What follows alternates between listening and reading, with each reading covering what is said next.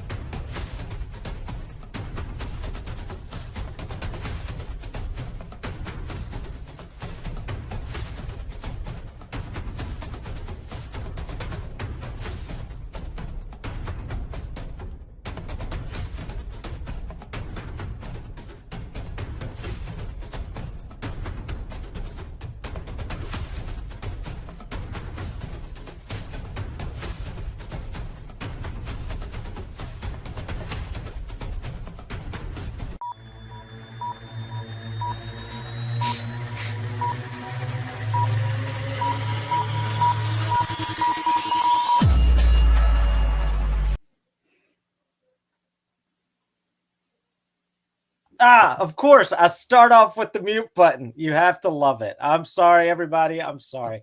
All right. Welcome to another special episode of Head in the Clouds from us at Go Cloud Careers. My name is Chris Johnson. I am the Chief Operating Officer here. I was going to say Chief Technology Officer for some reason. I don't know why I was going to say that, but that's what was in my head. But I'm really excited to have all of you here.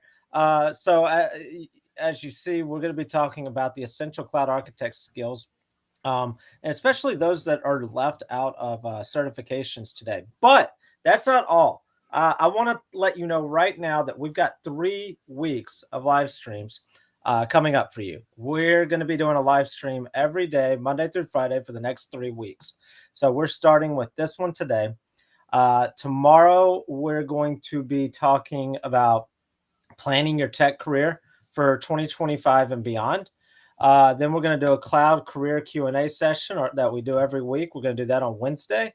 Thursday, we're going to have David Linthicum join Mike to discuss some things around AWS and their little party that they're doing this week about all their exciting stuff for cloud computing and everything. Friday, we're going to be talking about the resume and the impact it has on your interview. That's just the first week of live streams. Throughout the next couple of weeks, we're going to be also doing discussions about the differences between AWS, Azure, and Google, or the similarities. We're going to be doing workshops like VPC security workshops, BGP workshops. We're going to keep doing our cloud career Q&As. We're actually going to bring in some of our alumni from Go Cloud Careers that have been out there working as architects, enterprise architects, cloud architects, maybe even some technical engineers that decided they wanted to go down that route. We're going to be bringing them in. We're also going to have Russ White is going to be joining us. He is a networking guru, I guess is the right way to put it. I'm not sure. Mike can probably fill us in a little bit more about Russ. I've had the opportunity to be a fly on the wall for some of their discussions, and that I'm looking forward to that. And we're going to keep doing some live streams to prepare you for interviews and getting ready for the job. So be on the lookout for all of these live streams over the next 3 weeks, starting today, December 2nd, all the way through Friday, December 20th. So again, I wanted to pop in right off the bat and make sure everybody's aware about all the exciting stuff that we've got going on. Now I will get out of your way and I'll let Mike start us off with today's topic of discussion. So Mike, the floor is yours. So this is a topic I'm pretty passionate about because I love training architects. And right now I've got architects work at Apple, Amazon, Cisco, Google, IBM, Microsoft, Accenture, Deloitte, KPMG, Capgemini, PricewaterhouseCoopers, Deloitte, Barclays Bank, JP Morgan Chase Bank, Zscaler, Palo Alto Networks. And I just love the architect jobs. And I love training people. And certifications hold their peace and they're valuable, very valuable in certain ways. But they often have gaps, and they have gaps on the business skills side. They have gaps on the architect skills side, but you know where they also have big gaps? On the technical side. And in this topic, we'll actually talk about why you could be 10x AWS certified or 13x AWS certified and still not know any of the things you actually need to be a cloud architect from a technical perspective or a business perspective. So I like certifications. We'll talk about it, but Mark and I are going to get deep into what you need to know. We're going to get a little geeky. You put Mark and me together and you give us a chance to get techie. We'll get techie because we like it, but I don't get to do it as much as an enterprise architect as I would out of my principal solution architect days when I got to be more techie. But we're going to talk about the cloud architect required skills, or the skills that the AWS solutions architect would require, or the Azure solutions architect. We're going to talk about the cloud architect leadership skills, the cloud architect skills, the cloud architect roadmap.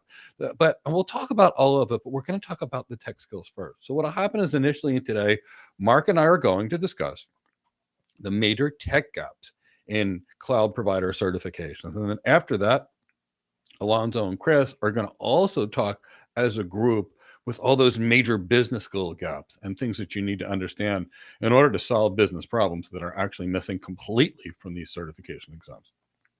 But I probably should tell you that it's Cyber Week too. 50% off of everything at Go Cloud Careers, our elite programs, our main programs, our interview programs, even our non-live programs. So take advantage of it. So let's have some fun and let's start talking about the tech. And the key here is there's two kinds of certifications that are out there, and Mark and I have taken both kinds of tech certifications. There are tech certifications that teach you the technology, how the technology works, and make sure that you really get the technology, and then they actually have a configuration element. And there are exams that teach you nothing about the underlying technology, and they only teach you how to configure without the underlying technology or the knowledge. And there's different applications for each. And we'll talk about what can benefit from whom. So let's first start talking about the tech pieces. So if you go to an AWS certification or an Azure certification or a Google certification, I'm going to tell you they mean all the tech. Now, I'm going to talk about a little bit from my perspective, and then I'm going to give you the hardcore tech perspective from Mark, because I know he's thought about this. So if you were to take an AWS Solutions Architect Professional and the AWS Advanced Networking, you'd think you'd be covered on the solution architecture and the networking side of AWS, right? Well, here's the problem. Let's talk about the BGP routing protocol itself. There's no part of the AWS Advanced Networking or the AWS Solutions Architect Professional that teaches you BGP. But if you are an architect, you need to understand how you're going to connect to that cloud, how the cloud providers are going to connect to each other, how you're going to connect to your extranet partners, and how you're going to make the traffic go the way you want it. And you can't do that without an understanding of BGP. You'll need to understand routing and many other things too, but you can't do that without an understanding of BGP. And there's none of that on this AWS Advanced Networking. Now, in a certification, they teach you about an AWS Transit Gateway, which is a very cool way to connect to other environments, other VPCs, what have you. But what's the Transit Gateway really? They actually don't tell you. Now, in reality, it's just a virtual router, but they tell you can connect to it via BGP. Great. But you know what they don't tell you? On that Transit Gateway, how does the BGP fib work versus the BGP rib? There's no part of it that's going to teach you how to engineer traffic or make your traffic go in a certain direction. There's no part of it that explains the BGP finite state machine or the BGP messages or the BGP attributes that you might use for traffic engineering. So it's missing all of the BGP. Now, if you are a CCIE like me or Mark, or you're a BGP expert and you know BGP, and all you need to see is, here's how I configure it on AWS through the AWS Advanced Networking, it's awesome. because you already had that CCIE. You already have that level of knowledge in networking. Then you spend 2 days with an AWS advanced networking book, and I'm not joking, 2 days, and then you take an exam the next day and you passed it. Now, why is that? Because you already knew all the networking that was covered in that times 1,000 times more. You just didn't know the name of the stuff. And now, okay, here's a direct connect gateway, which is different than a transit gateway. Here's a private virtual interface, public virtual interface. Okay, got it, done. Learned the words and I'm good to go. But what if you weren't the CCIE? So Mark, let's talk about the knowledge of the underlying infrastructure and how the underlying technology works and how you need to know how it works before you can put it together. Talk about some of the technical rationale behind that and some other things, and then kick it back over to me when you're ready. Yeah. So one of the biggest aspects that generally is missing that I have seen, and just so everybody knows, I have plenty of certifications. So I'm not new to this game. And what I've noticed with a lot of these, and okay, I'll be fair. It's not just AWS, Microsoft. No. All of them kind of started going down the route. So if we're going to kind of call people out, we'll call out the Ciscos, the Junipers, the Aristas, we'll call them all out. Yeah, they're all getting that way now. But basically what happened is in the cloud, you're dealing with services. And that's what these cloud providers want to sell you. They're not very interested in telling you about how the actual underlying infrastructure is constructed, what is it made up of. And because of that, you're taking something that, in my opinion, is considered a strength, this what we call this abstraction, where we are basically hiding or masking complexity. That is something that's actually a bonus of cloud infrastructure. That is really great. But at the same time, how am I going to implement something? How am I going to build something? If I'm the architect, how am I going to plan something? How am I going to tell others what to do with it if I have zero understanding of what is running underneath it? Because you've hidden it from me. So from a technology standpoint, not knowing what is under the hood, the nuts and the bolts, is actually bad. And unfortunately, you don't have the cloud providers giving you that little introduction to technology in regards to, okay, this is what a switch is like. A switch is segmented based on virtual local area networks. It's kind of like a digital tag that you do there, and you kind of logically segment a switch. There's no explanation in regards to that. Then how does that actually function with anything routing related? Because realistically speaking, everything in the cloud is going to be routing. So it's not going to be based on what we call MAC addresses. It's going to be based on Internet Protocol addresses. So how does that function? Because if I'm clicking a button and I put in there that I'm going to use BGP, which is the Border Gateway Protocol, and I put in a system number, in the autonomous system number, because I'm required to do there, I just type in the number. And then I'm just going to say, okay, this is the IP address to which you're supposed to look forward to so that you can start communicating and then eventually exchanging some information. And I hit save. Well, how does it work underneath it? What am I supposed to do with it? Right. What happens when it breaks? Do I, for example, even as a junior, right? Let's say an associate as I come in, or as a professional, even on the specialty side of things, do I understand the finite state machine that BGP goes through? Understanding that if it doesn't even start with anything and it breaks, do I look at the TCP connection? Or do I look at the BGP messages? How would I know if I have no idea about what this protocol is like, even at a fundamental level, right? Not at a professional level, just from that perspective as well. Then you have the notion of, hey, it's fine. You're giving me a service. Call it a transit gateway, call it direct connection, and then add whatever other marketing word you want to use, which you should, right? Because you got to differentiate yourself, at least surface level wise. You give me all that, but you don't explain to me, why do I have them for real?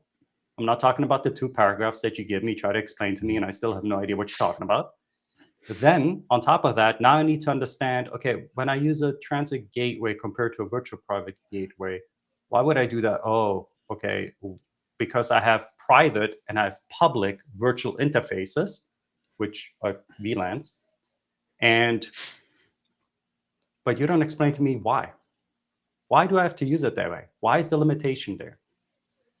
And the reason I personally believe that's not being told, and this is very frustrating, again, we're hiding the complexity, right? Because then you have to go into virtualization. What are the limitations of virtualization and why we have the specific components that work that specific way.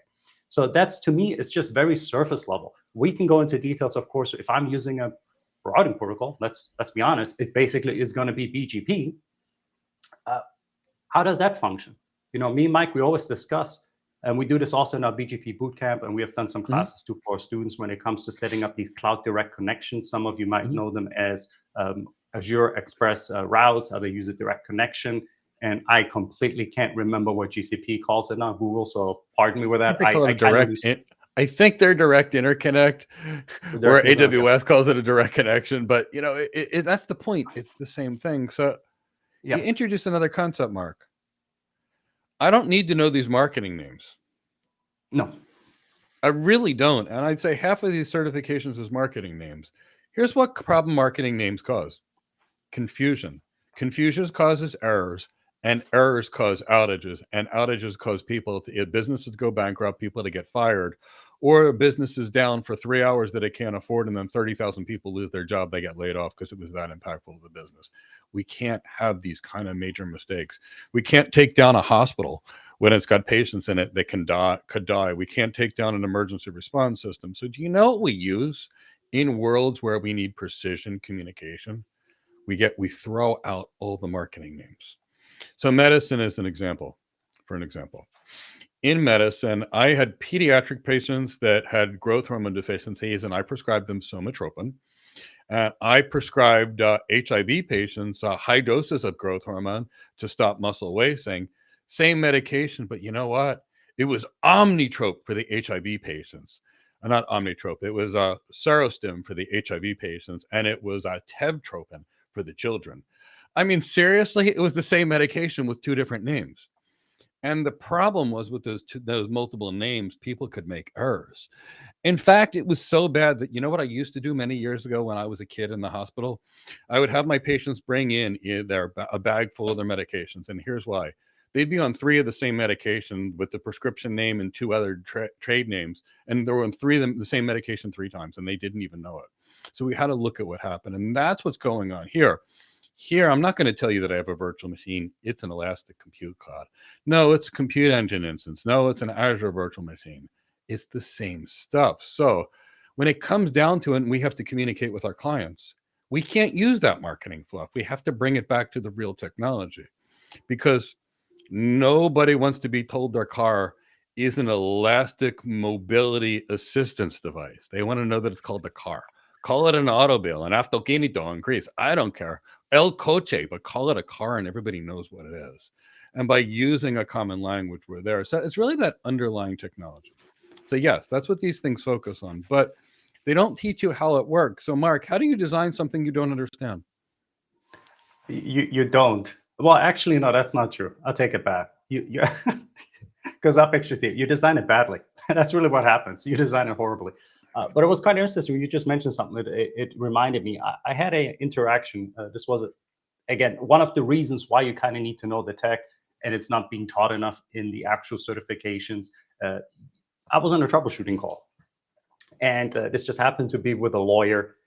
And the lawyer was using one of the SD-WAN solutions that the company that I was working for was actually selling. And I remember getting on a call with an engineer of ours.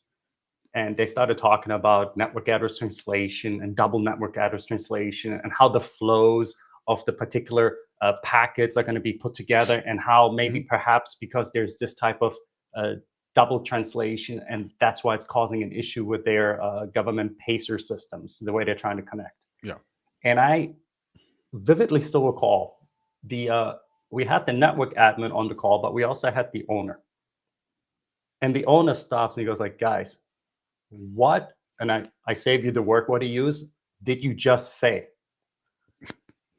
And I want to chime in here. So go ahead. I had a conversation with Dr. Johnston this weekend. And for those of you not familiar, Dr. Johnston is he's a professor at the University of Tennessee, Martin, and he's part of our instructor team here at Go Cloud Careers.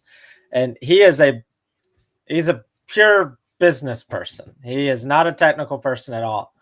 But he was talking about, he was basically pitching to me what he wishes tech people would get trained on. And I was like, I wish I could record you right now and just put you on my website, because he's talking about all the ability to communicate like just with the most simplistic terms, or the relatable terms to the individual that you're talking to, or the being able to read. Do I actually understand what you're saying to me, or do I not? And so just you saying that made me think about that conversation that I had with Dr. Johnson, Mark, was that, when we're as tech people, sometimes you can get caught up in your familiarity and your knowledge and your speak and your everything. And the person on the other side of the table or the other side of the screen, that they don't know any of that. They don't understand anything that you're familiar with. And so that actually happened yesterday, that I was having that conversation. So it's really, but it literally sounds like a different language, right? That you're speaking. Yeah. It's the same idea. Mike is a lot more well-versed 1,000 times when it comes to medicine. And the verbiage that he would use, I know it also from my wife when she uses her verbiage, it sounds like a complete foreign language. I'm kind of thinking, okay, English, German, Serbo-Croatian, give it to me in a language that I can understand, right? Yeah. But it reminded me of that because Mike brought it up. And I want to tie briefly just back to these certifications before we talk a little bit more tech here. Just to kind of reiterate what Chris and Mike were saying as well, I'm sure Alonzo will agree on this, is when you're part of or you want to be a solution architect and you get into that role, it's a customer-facing role, a lot more than if you get on a help desk, even if you get into an engineering role. You're there to actually be the bridge between the technology and then the business aspect. And I'm thinking to myself, if you learn these, good gosh, what are they, like 200 services? Let's just pick on AWS. I'm sure Google, all of them have all their fancy, again, no offense, it's just, I don't bother remembering them all. Just simple fact, I just don't. If I need to look them up, I'll look them up. But anyway, if you know these 200 services and you talk to a customer, and I'm going to go with elastic compute because that's the last thing I heard Mike say. So I'm going to a customer and I tell them, okay, yeah, based on this problem you have, we need to recommend you an elastic compute. Unless that customer has ever dealt with your solutions and the cloud solutions, they have absolutely zero idea what you just said. And believe me when I tell you, I've never sold cloud technology, but you will not make a single sale because the customer has absolutely no idea what you're saying. And even worse, the thing that's going to happen there, it shows the customer that you're focusing on you, not on them. You're talking and behaving in a manner that you feel comfortable with, but not with what the customer has. So again, it's kind of like an oxymoron, right? You want to be a solution architect. That's what you claim to be trained for, but you're not actually being trained for anything that has to do with solution architecture when it comes to the predominant aspect of what you will be doing in your job. True. Right. Yeah. So go ahead. That's the key. It's missing all of what you're actually going to be doing in your job. But so we talked about the technology and we need to know it. Now, let's say Mark and I try to sell this $1 billion solution to Alonzo. He's going to have some questions, right?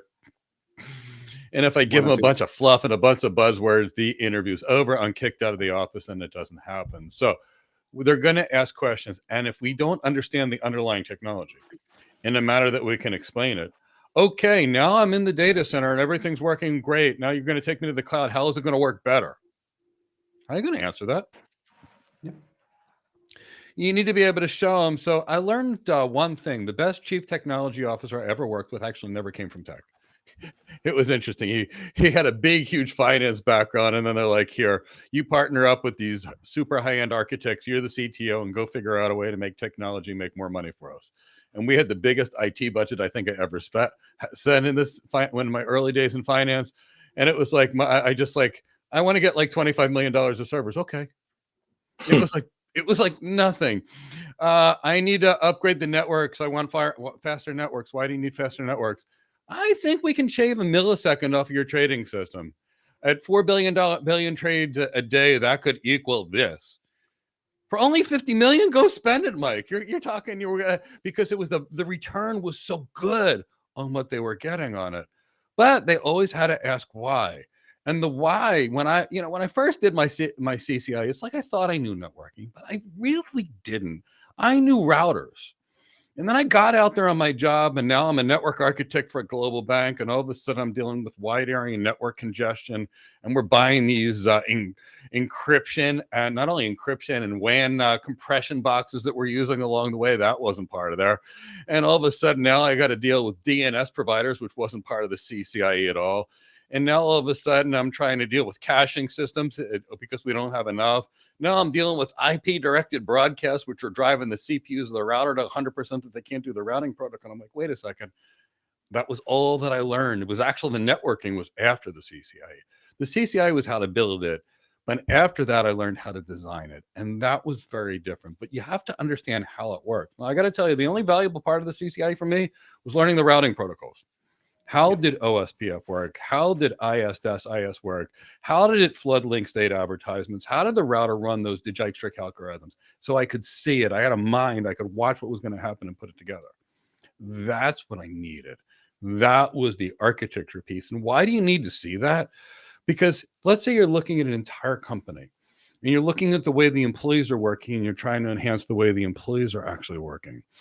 And you're trying to optimize the supply chain. So you're picturing what's coming out from where and how you want to tune it. And then you're figuring, okay, now you've got this new video application. You got to see the video application. You got to see the traffic it's going to generate on the network and what challenges that's going to occur. And then what do you need to do based upon that? And then it's okay, now that we've got this video and now we're putting the storage over the IP network. So how do we make sure that works? Where can that break? What things can change along the way? And you have to picture it all together in your mind and be able to see the impact of one little move of a pawn on the chessboard to what it can do to the risk on the other side of the chessboard. That's architecture. And all of that's missing in a certification with the teacher and the name of something and how to configure it. Now, look, if I wanted a job as a technician, it's perfect. As a technician. Let me go back to you, Mark. Look, you were going to say something. Yeah, I was just going to bring this out. So one of the biggest issues, again, we're talking about this architecture aspect, right? Because that's what it's called, solution architecture, and then some kind of variation of that. But yet, you have very limited insight and understanding of the interactions between all the systems.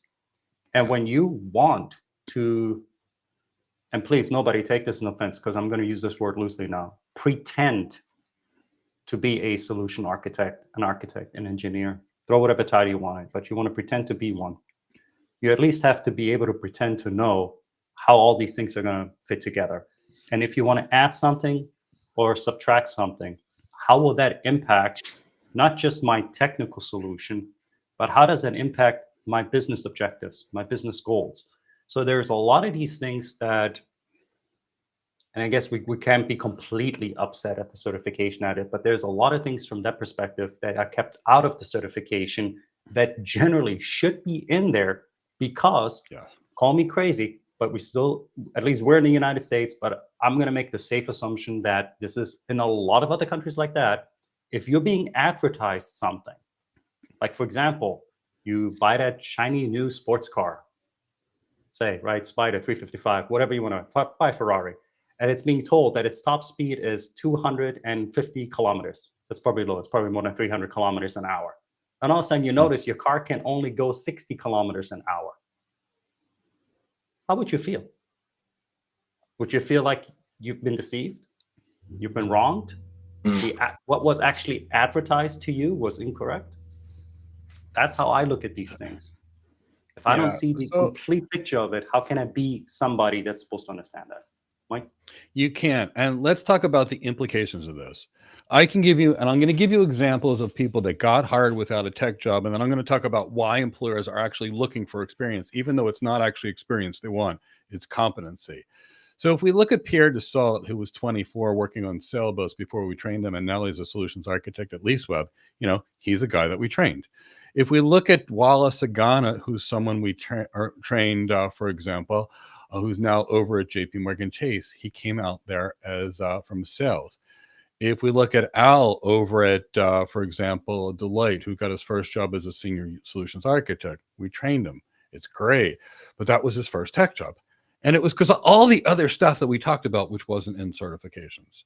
Yes, they had good certifications, but it was what we taught them. And I can give you 100 other examples. But why do employers want experience? It's not that they want experience. It's that they know if all you know is the name of something and how to configure it, they can't really hire you as an engineer. And the reason they can't hire you as an engineer is you still won't have the knowledge to performance tune or optimize. And they can't hire you as an architect because they know there's no training on the underlying technology and how it fits together. So they can't do it. Now, you could be like Ivan Tamba, who went straight over to AWS and was hired as a solutions architect right after our training, or Jordan Kitko, again, who worked at AWS with no tech background. It's not that they needed the tech background. They need to know that you understand architecture.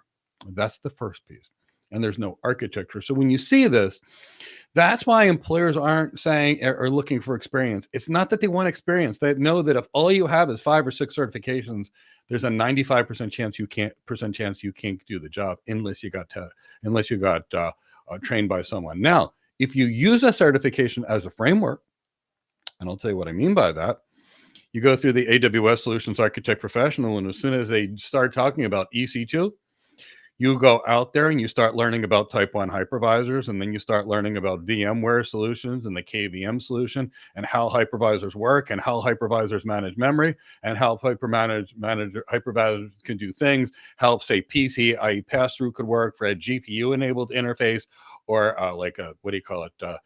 a single root IO virtualization on the network side. If you can learn how various core performances work and how that can work, and you design your virtualization system, now you're good.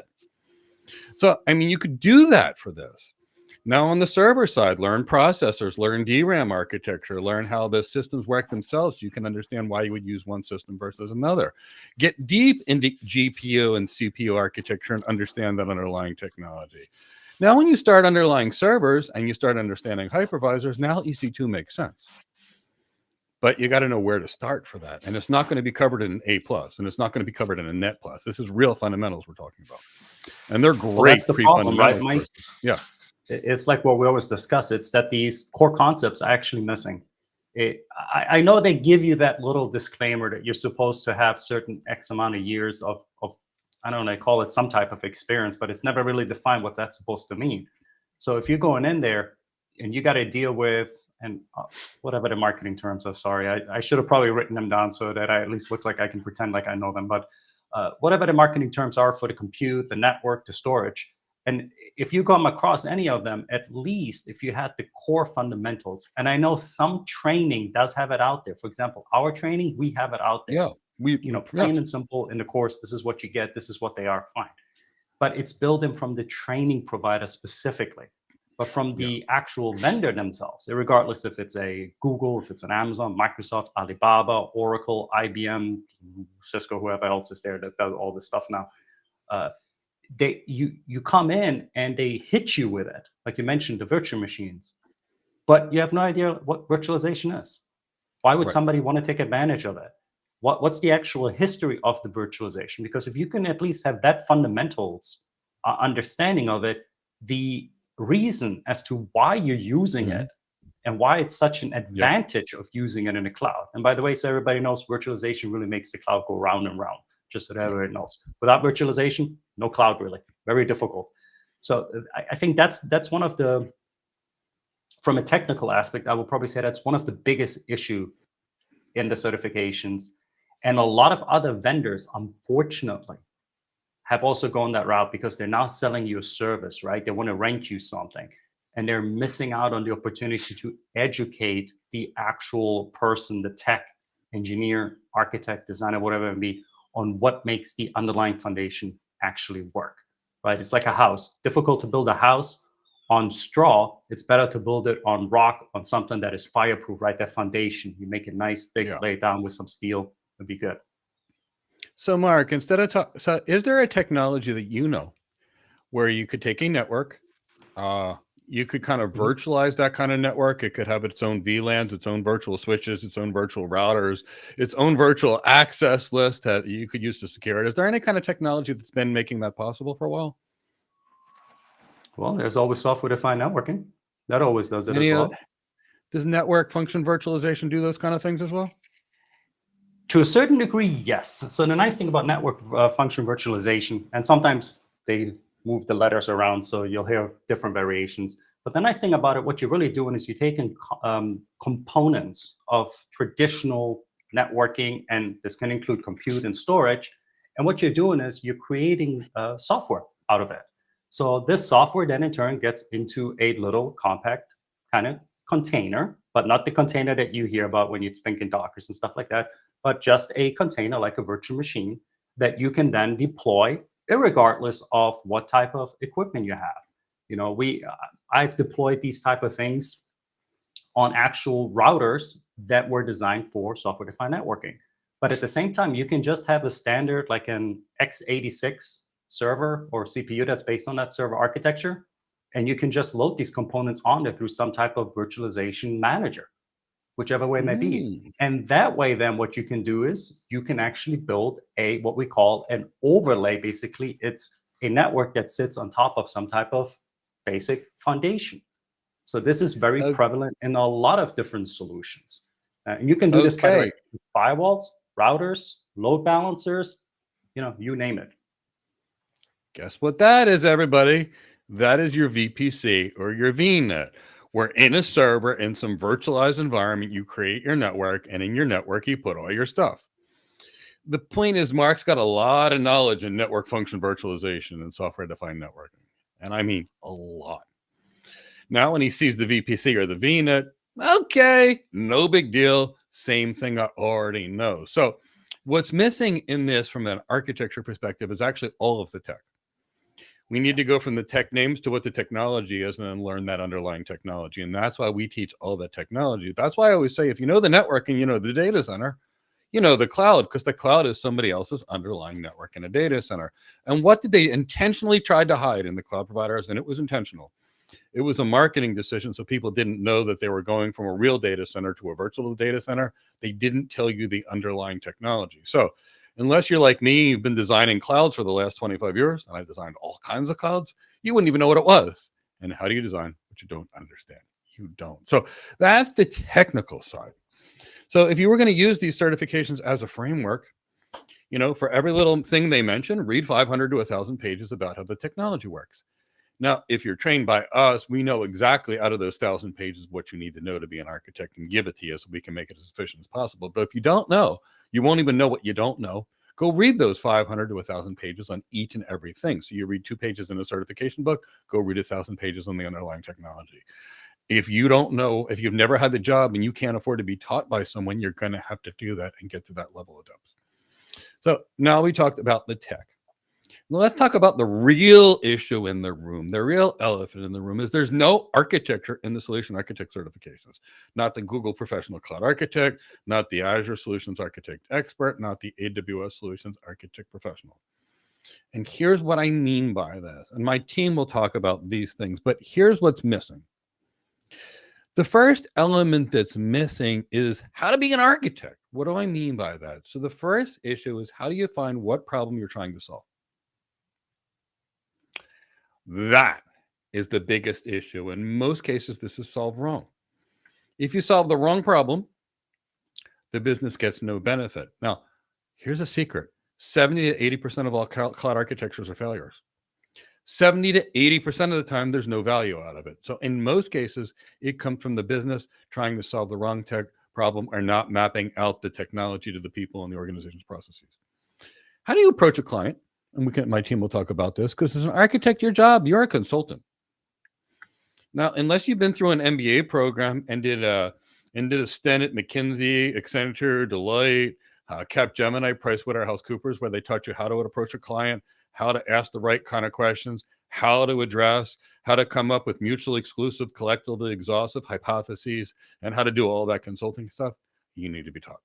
Now, obviously, we teach it, but if you're not with us, go learn how to be a consultant. And my team will talk a lot more about that, because I just want to introduce topics we'll talk about.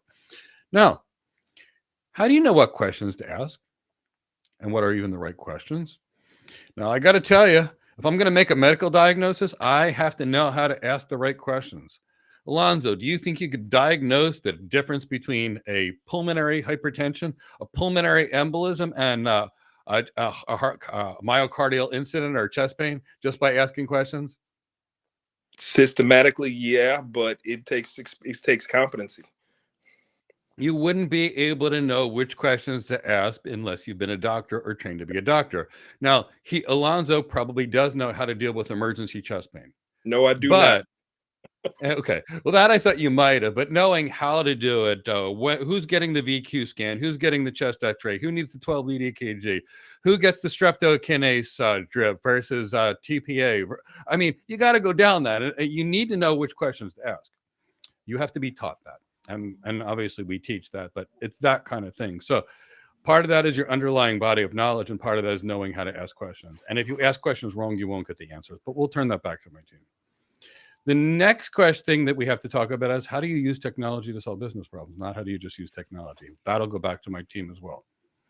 Now, we'll go to those, and then we'll get to the bigger pieces that are actually still missing. But let's just talk about finding the right problem to solve and learning consulting and how to ask the right questions. So, you know what I would say to that, since we got a little bit off the technical aspect, there is a real, I want to say art, and I know it sounds a little bit ambiguous, but there really is an art to not interrogate your customers, but rather what we call in the trade discover, right? And lead them through the process of giving up information voluntarily at the same time while influencing them to understand that the questions that you are asking and the answers that you're seeking are to their benefit. So I always put it this to everybody. How do you know what questions to ask? Number one, educate yourself about your customer. Even if you're one of those solution architects, let's say that you are not at the enterprise level, but let's say just the general solution architects where you're being handed counterparts of the sales department and you have to like service 10 of them and you're only one. Even at that point, you want to take a little bit of time and understand who the customer is, learn a little bit about their business. Because in the end, the type of questions you're going to ask, you already need to know what type of answers you want to get out of those questions. Mm-hmm. It is not like many people believe this randomness, this coincidence where you sit down, you do a little small talk, and automatically, as they say, all the answers come your way because you become this guru and you realize all the 500 questions that you might want to ask. And by the 10th question, the customer will probably, as Mike always says, call security, escort you out of the room. Hopefully they're not going to paddleboard you on the way out for trying to ask him a stupendous amount of questions. But if there is intent and there's purpose behind asking those type of questions. So number one, learn about your customer and then come up with questions surrounding the business that the customer has. And assuming that they not sent you a RFI or an RFP, let's assume that you don't have that type of information. Let's say this is more like a cold kind of discovery call, because we can't make assumption that our sales counterpart is actually good at doing the discovery for us. So number one, research them. Number two, understand the questions you want to ask in regards to what your intended outcome and answer of those questions is going to be. Just my 2 cents on it. Yeah. And that's the key. You've got to have a plan. That's why you're coming up with mutually exclusive, collectively exhaustive hypotheses. You want to figure out, could it be this, this, or this? And you have to ask questions, and you plan your questions ahead of time. And then based upon your responses, you know which questions to go deep on. And you're at that point confirming a diagnosis or ruling out a diagnosis of a problem, going to another problem and another problem. So that's the real critical piece there. Now, Alonzo, you know a little bit about strategy consulting. It takes a plan. You don't just run in there as a consultant, right? You will get shot down so fast. You have to understand, it's in a lot of different communities. You got to do your reconnaissance. You got to understand what Mark tied into. Who's your client? What's their industry? What's their competitiveness? Where do they rank in terms of delivery for or business value? What are they doing out there? And you have to be able to bring that to bear and kind of connect the dots with what you're sharing and what you're asking with what they're going to be offering you. So the more you know about the client, the more they'll be disarmed to think that you don't know more about them. They're going to be more inclined to speak with you and share more about who they are, what they're doing, where they want to go, how they want to get there. And by sharing and showcasing that knowledge about them, it's going to create that synergy, and it's going to continually take you where you want to go to know more about your customer. Yeah, and let's go to Chris on this, because Chris knows all about getting stuff done. Chris, what would happen if you were managing a hotel, say an 800-room hotel, and overnight they got a new software package that was just put in, and that software package slowed housekeeping by 37%, and it additionally made it very challenging for people to check in at the hotel, and it caused upwards of 30 minutes to check in. Let's take a step back. That would never happen overnight because we of what we're talking about here. So the short answer to your question is, if that did happen, I'd immediately unplug it and pull out a piece of paper and a pen and get my housekeepers to work the right way. Right. So, but you said something. You were talking earlier, and it's leading to this discovery and this questions, and basically just this information gathering thing that we're talking about. And you rattled off a bunch of stuff. So let me rattle off a bunch of stuff. Can you tell me what your MPR is? Can you tell me what your ADR is? Can you tell me what your RFP is? Can you tell me what your RevPAR is? Can you tell me what all of these metrics are so that I can help you solve your problem? And that's a really good thing. So he's actually looking at revenue per room and things like that, which he just happened to know. But here's the problem. I don't come from his world. So the networking people have come up with a common lexicon or a common dictionary. For example, the OSA model, everybody knows, every country in the world, what's a layer 1 problem versus a layer 2 problem. You get on an airplane. My wife calls and she's real cute when she does it. She gets on the phone and she spells something. A isn't like apple, C isn't like cat. But if you go to any airport in the entire world or any precision medical or law enforcement or military communication, they use the phonetic alphabet. Alpha, Bravo, Charlie, Delta, Echo, Foxtrot, Golf, Hotel, what have you. And it's the same every time, so you don't make errors. So the need to speak in a common language and the need to speak in the language that the executive is.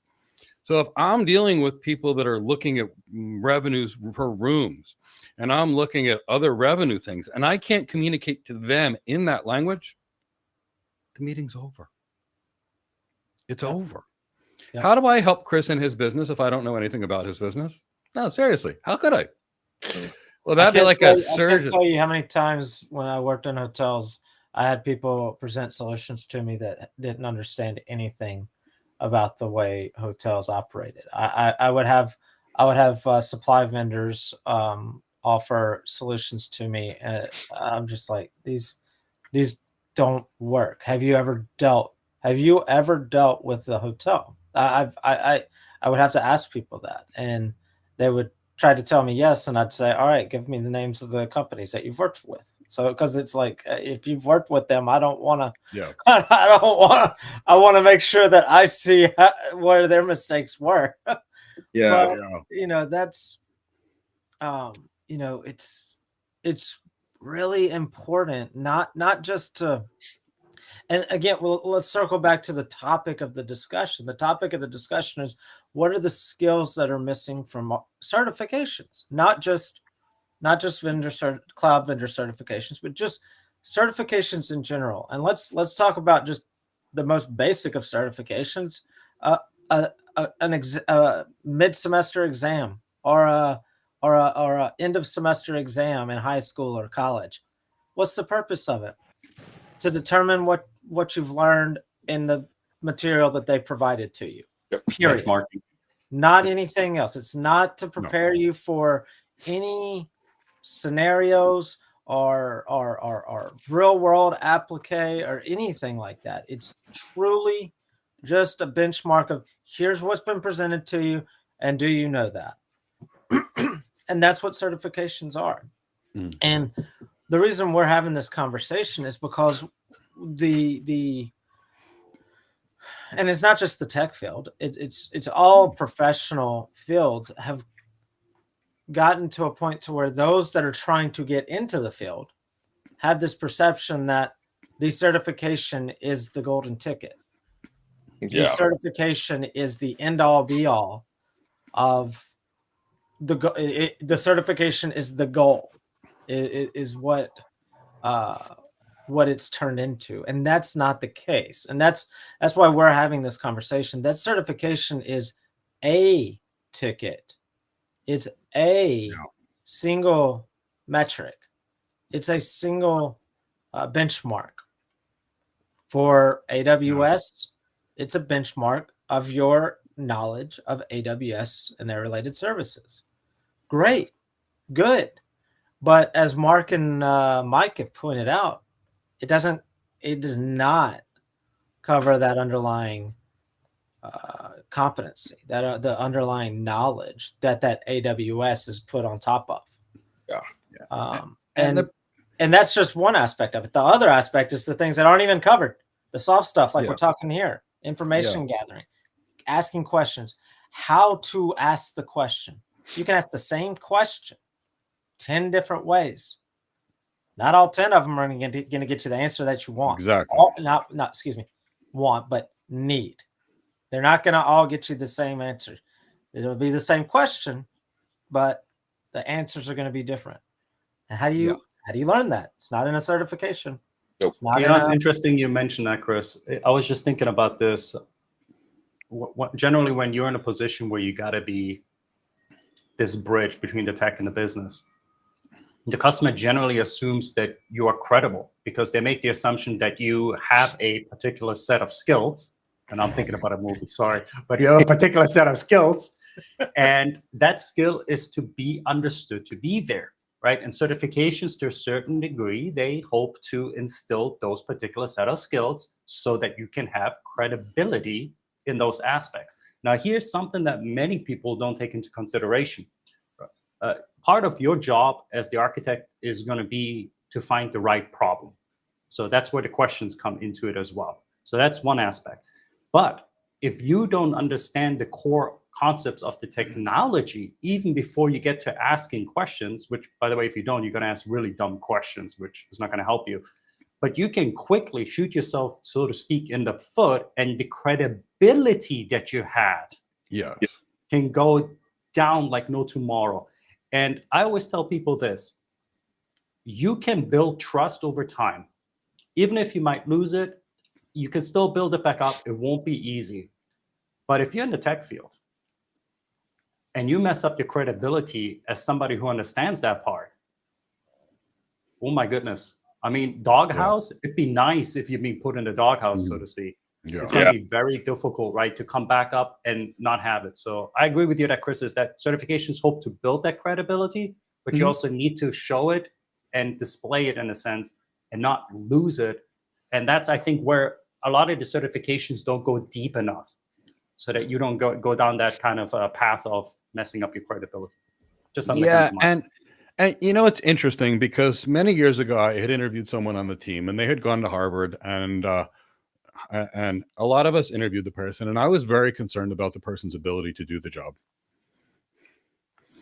And I spoke to somebody in leadership, and they said, Mike, don't worry about it. He went to Harvard. They're going to think he's smart until proven otherwise, and he's only going to go speak to the people once or twice, right?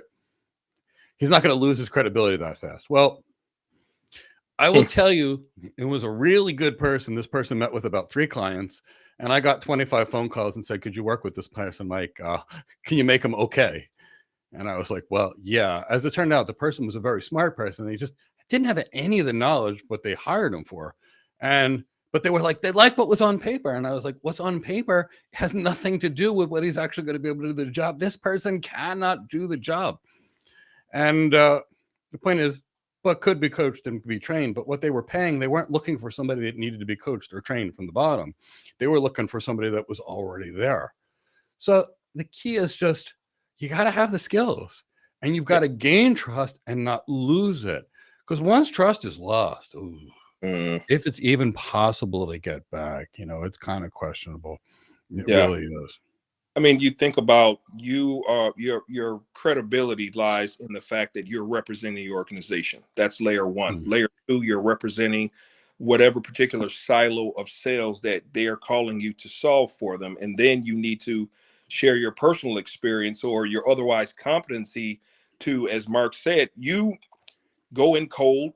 Perhaps you got some information about that client. You have to be very strategic about what you ask, because if you come off rudimentary, they're automatically going to think really quickly that you don't have what it takes to solve their problems, and that could very well derail the entire situation. So I think it's just really key that people understand that you might know the technical pieces, you might be able to say hello world and might be able to spin up a couple of instances, but outside of that, what do you know about that customer? How do you approach them? What is their culture? What do they like? What do they don't like? What is it that you can equate or utilize some examples about what's interesting to them, and how, like you said, how can you speak the language for them to understand that I'm here to create business value? So you're not going to get that in a certification at all. Yeah. You know, it brings me back to my first principal architect job. It was about 24 years ago, because I had only had about a year and a half experience in tech before I became a principal architect. And I'm on that interview when it was an 8-hour day full of interviews, with about 6 interviews over the phone before I got there. And when I met with one of the executives, they asked me how many RFIs, RFPs, and RFQs I had worked throughout my life and described the process to them. And I said, honestly, I've not worked with an RFP or an RFI or RFQ yet. He said, then how did you deal with proposals and things? I said, I'd speak to Cisco, I would speak to Juniper, I would speak to Extreme Networks, I'd speak to Enterasys, I'd get all the information, I'd go to the chief technology officer, I would talk about the business challenges and problems he identified and what was going to solve those problems and what kind of ROI it was going to go give to that business. And I got a blank check for anything I needed. The guy said, you're hired. But the point was, is he really was looking for me to know how to sell. And he wanted to know that I knew all parts of the RFI, RFP, RFQ process, because 99% of the people wouldn't know how to do one. And when a company issues a proposal, there is your chance to go collect your 50 million, 100 million, or $1 billion for that company. And if you don't know how to create that RFP team, because when somebody gives you a document with 300 pages of questions, and you don't know how to create an RFP team and lead that team and then create a 2,000-page response, which are going to come from a team of 50 people, it's going to be overwhelming. Meanwhile, you do it right. You coordinate this team. You're taking them out to lunches, dinners, and drinks, and it's getting done. And then you send it off to a tech writer, and then you send it off to a graphics person, and they beautify it, and then you go do your thing. It's easy. So they wanted to know that you could do it or create it. So let's talk about some other things that aren't covered on these exams that are really business-wise and important. So first, how do you document? Before you move on, okay, you do have to back up a little bit there, right? I mean, you just threw a lot of acronyms at us. And what I noticed is you did not mention that there's a very particular set of skills that you require as an architect to even start to address an RFI, an RFP.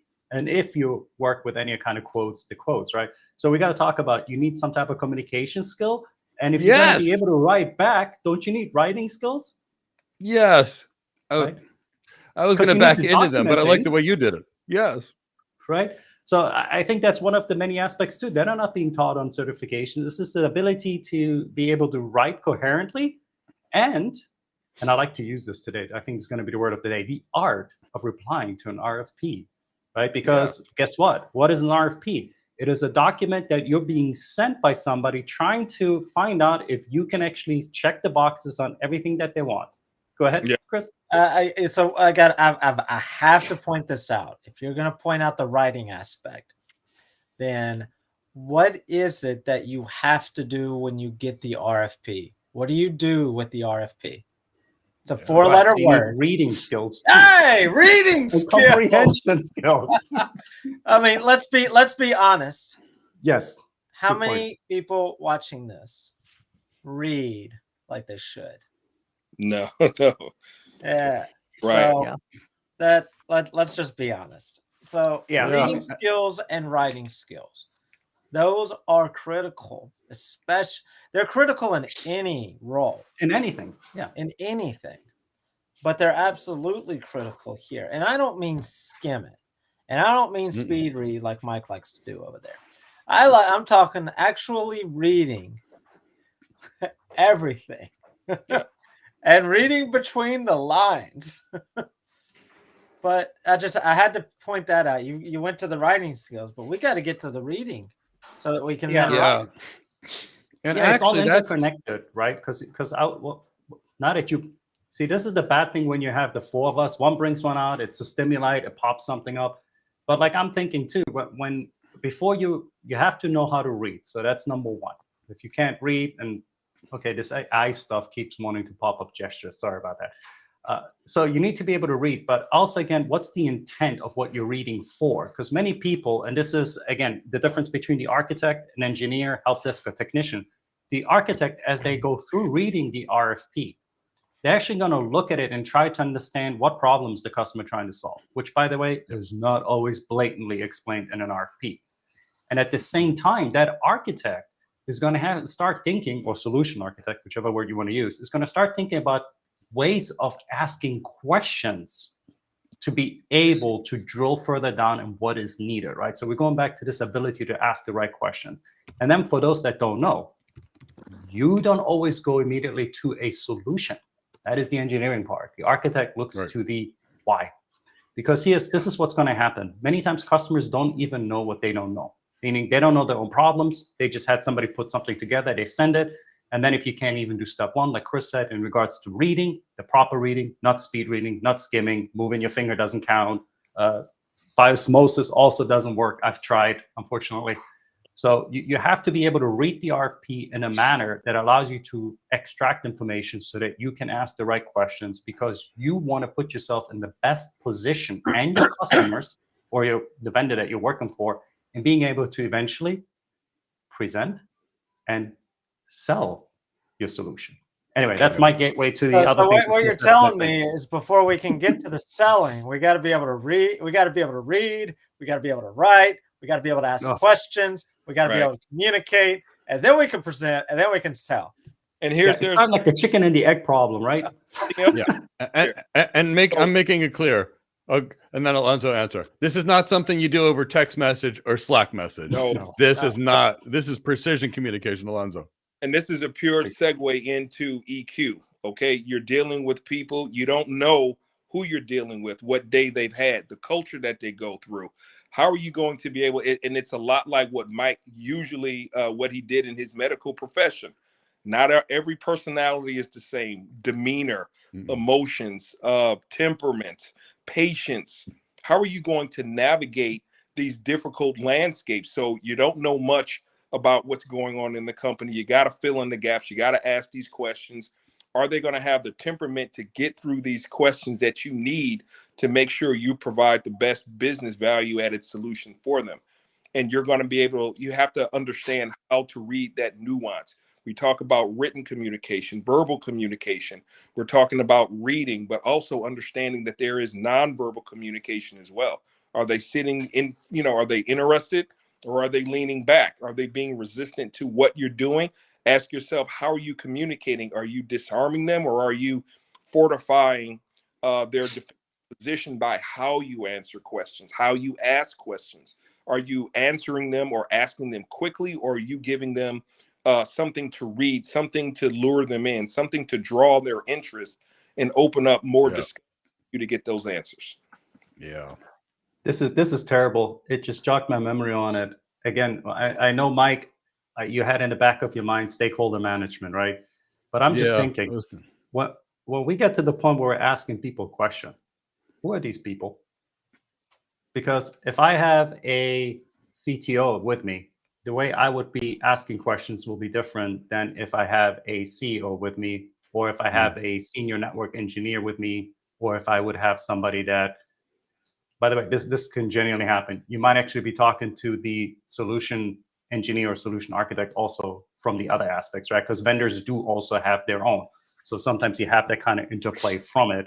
So it becomes very important of knowing who you're talking to. How do you identify the people that are in the room? Could be a physical room, could be a virtual room, so that you can tailor your questions to them and then be able to draw that information. So sorry, that just popped in my mind. Actually, no.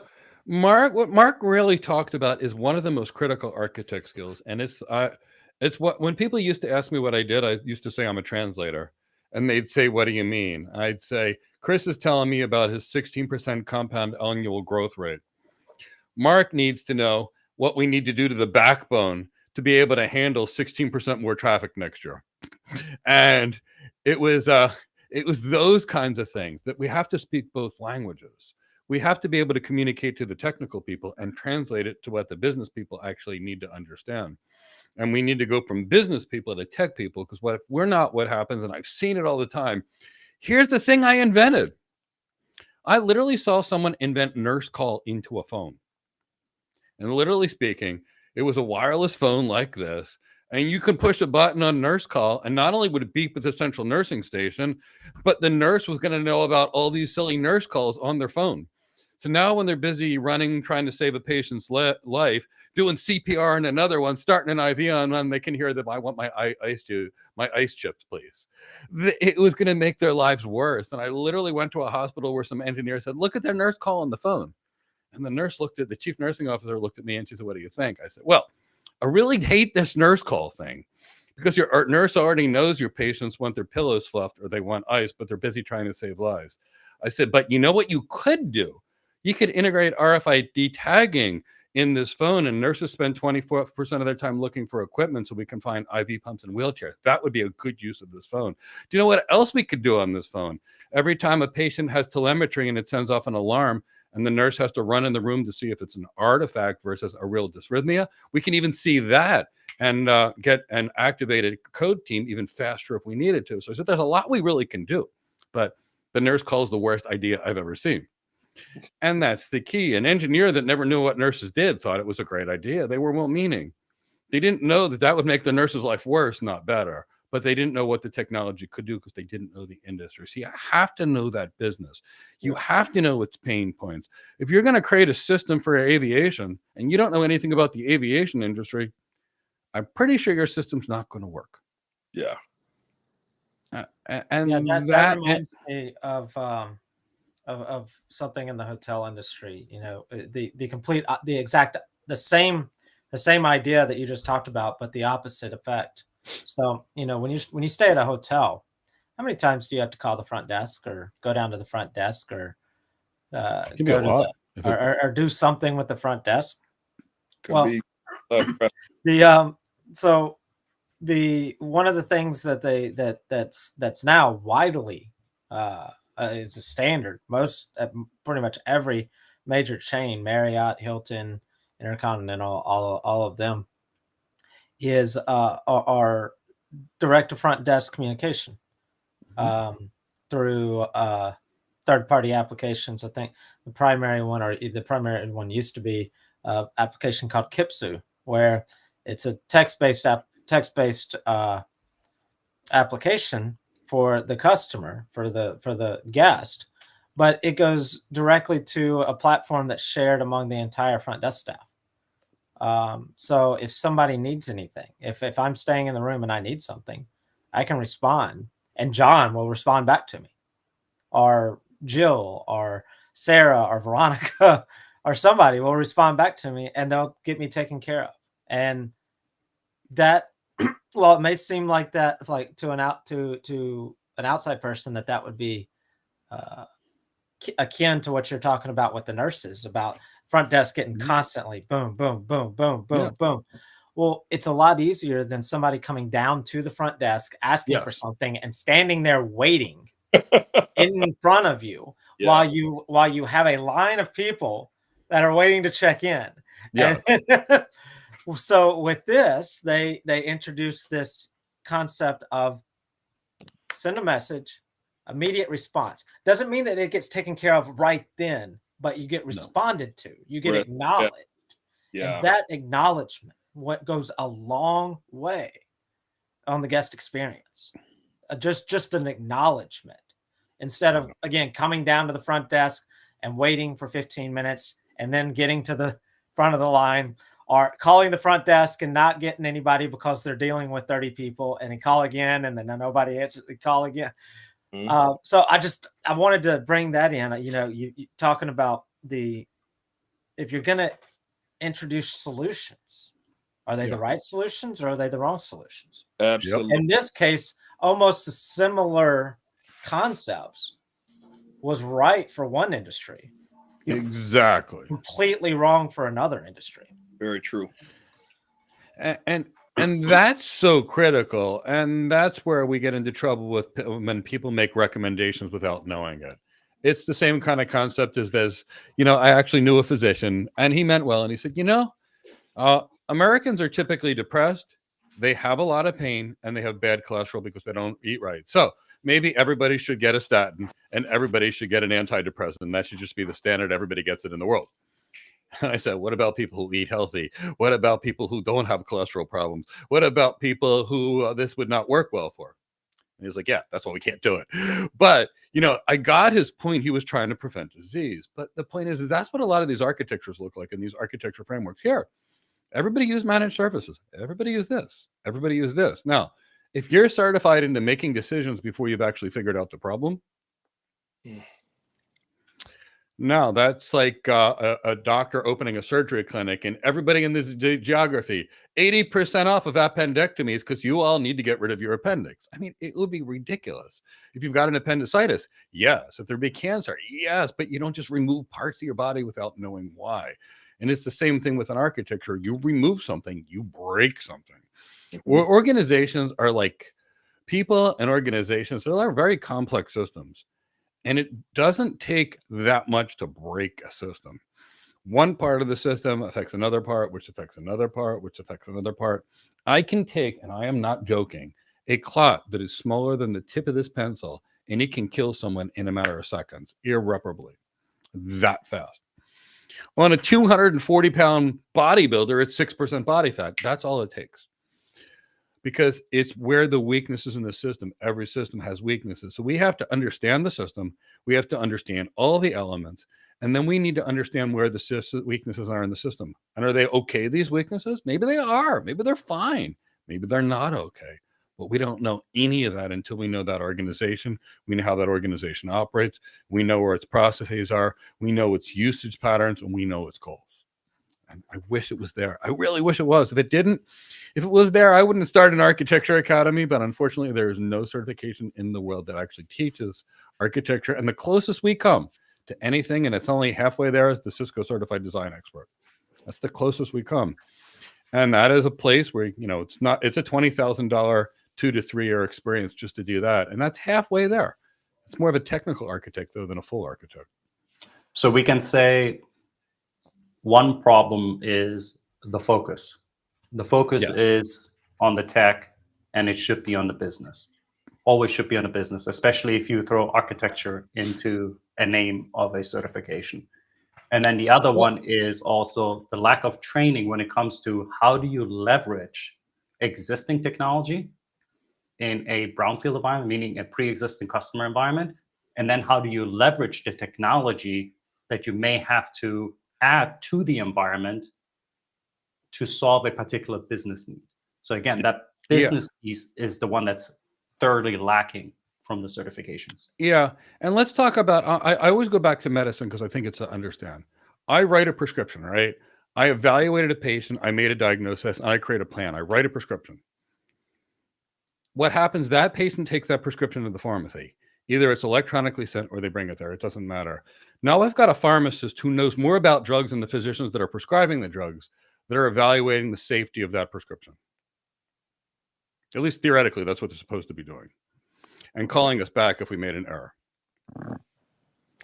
Now, then there's a technician who basically hands you the package and maybe puts something from a big bottle into a little bottle. The doctor needs to understand how to diagnose that patient, which means they need to understand all the patient's systems, all the things that can go wrong, and then all the tools. The pharmacist needs to be an expert on the drug. The technician doesn't need to be an expert on the drug. They're not going to be an expert on the drug. It's not part of their job. This is technician stuff. Click this box, which is the same as taking a pill from a big bottle into a little bottle. That engineer is more that pharmacist, where they need to know a whole lot of details about the tech and how to use it and how to build it and how to performance tune it. That architect is building the whole plan. Just like the doctor, they got to evaluate everything. They got to find the right problem. They got to go build the plan. But we don't carry out the plan. So it's that planning element, all that stuff that's the missing piece. Yeah. Very true. Yeah. So and I suppose, and I want to be very fair. It is no easy task. It's a Herculean task to be able to put training together where it can touch on all these aspects, especially if you have to build up so much foundation of one thing just to get you to another, right? Sometimes I'm going to use an OSPF reference, right? So if you don't get that one, that's the techie, and I'm not translating it. So we'll keep that in the video. It's not like we can edit it. But there's many times in OSPF where this really question comes up between the chicken and the egg, because you want to be able to discuss the link state advertisements that you get, but then you got to discuss also the network types that are associated with the interface, because there's also an interface state machine. So sometimes you get into this kind of conundrum where it becomes very, very difficult to build up a training curriculum that can encompass it all. But if you're going to do that, or if that's your problem, would it be fair enough for us to say, perhaps don't put architect in the title? Yeah, that's it's got to throw people off, right? So, I mean, if they called it what it is, the AWS solution, the AWS Cloud Administration Professional, sure, it would be fine, because that's what it is. Click, click, click boxes, but it's missing. Exactly. But I can't. But I can't sell that. No, I'd crazy. sell it because people would be happy with that show. Yeah, you but could. That's the point. You could, because here's the thing: a lot of people already go into it. They don't read, and they get in there, and it's back to the old kind of guard, right? Clickety clack. I'm implementing. That's fine. But anyone who has the ability to put together a few random thoughts, right, into a coherent idea, they're going to quickly understand. Be like, well, wait a second. I now understand why I'm not passing these interviews. Yeah. Right, because you weren't trained for the job that you're just interviewing. Yeah. Go ahead, Mike. And and here's the problem. What they're looking for is Steve Jobs on the interview for the cloud architect, the enterprise architect. They're looking for that visionary that's going to go in there and wow them with what they're going to do in the business. What they need in the engineering side is the Steve Wozniak, because Steve Jobs couldn't build anything. He had the vision, he had the plan, and he knew which problems he wanted to solve and how he wanted it to work. It was Steve Wozniak that was the behind the scenes person, which knew how to do it. So kind of keep this in the back of your mind. So that's the challenge. They're looking for a tiger, and they're getting a gold, and people are training to be a golden retriever. I love golden retrievers. I love tigers. I love all cats. I love all animals. But that's kind of what we're really talking about here. So here's the other piece: vendor management. So you could take an AWS Security Advanced and think that you're going to secure your system with AWS Inspector, AWS Mayfie, AWS WAF, AWS Shields, and AWS Network Access Control List. Here's the reality. You're going to be dealing with Palo Alto firewalls and Cisco firewalls and Checkpoint firewalls and Fortinet firewalls, IDS, IPS systems, anti-malware systems, SIEM systems, and they're going to be coming from 10, 20 different vendors all in there. And what you have to do as an architect is say, okay, if we use this, we gain this, but we lose this. If we use this, we gain these three things, but we lose this. This is our best solution, but it makes it more complex. Can the staff we have actually do it? Now, if we choose this option, so what we have to do is look at all the options, then figure out how it's all going to fit together and figure out what's best after evaluating all trade-offs. Again, now you do an AWS Security Advanced or Solution Architect Professional. There's no measure of determining what's right for your client and which ones are going to meet their needs or any of it. So again, there's no architecture in it. It's what it really is creating a technician that knows how to configure without knowing what they're configuring.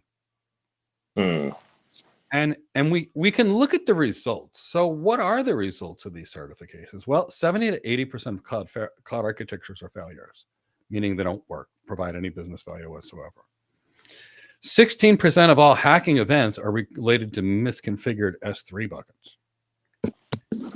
Wow. I mean, let's talk about how scary that is. People don't know what they're really doing with object storage. They only know how to click it, but they don't know why they're clicking it. So of course we're getting hacked every single day because of it. Because if you don't know what or why, and all you're doing is click, click, click, click, click, it reminds me of there's a person that made cloud-based routers. They were bought by a really good tech company. And I saw one of their sales engineers go to LinkedIn and say, Great news, everybody. You don't have to know BGP. All you have to do is click the box on our web-based management console.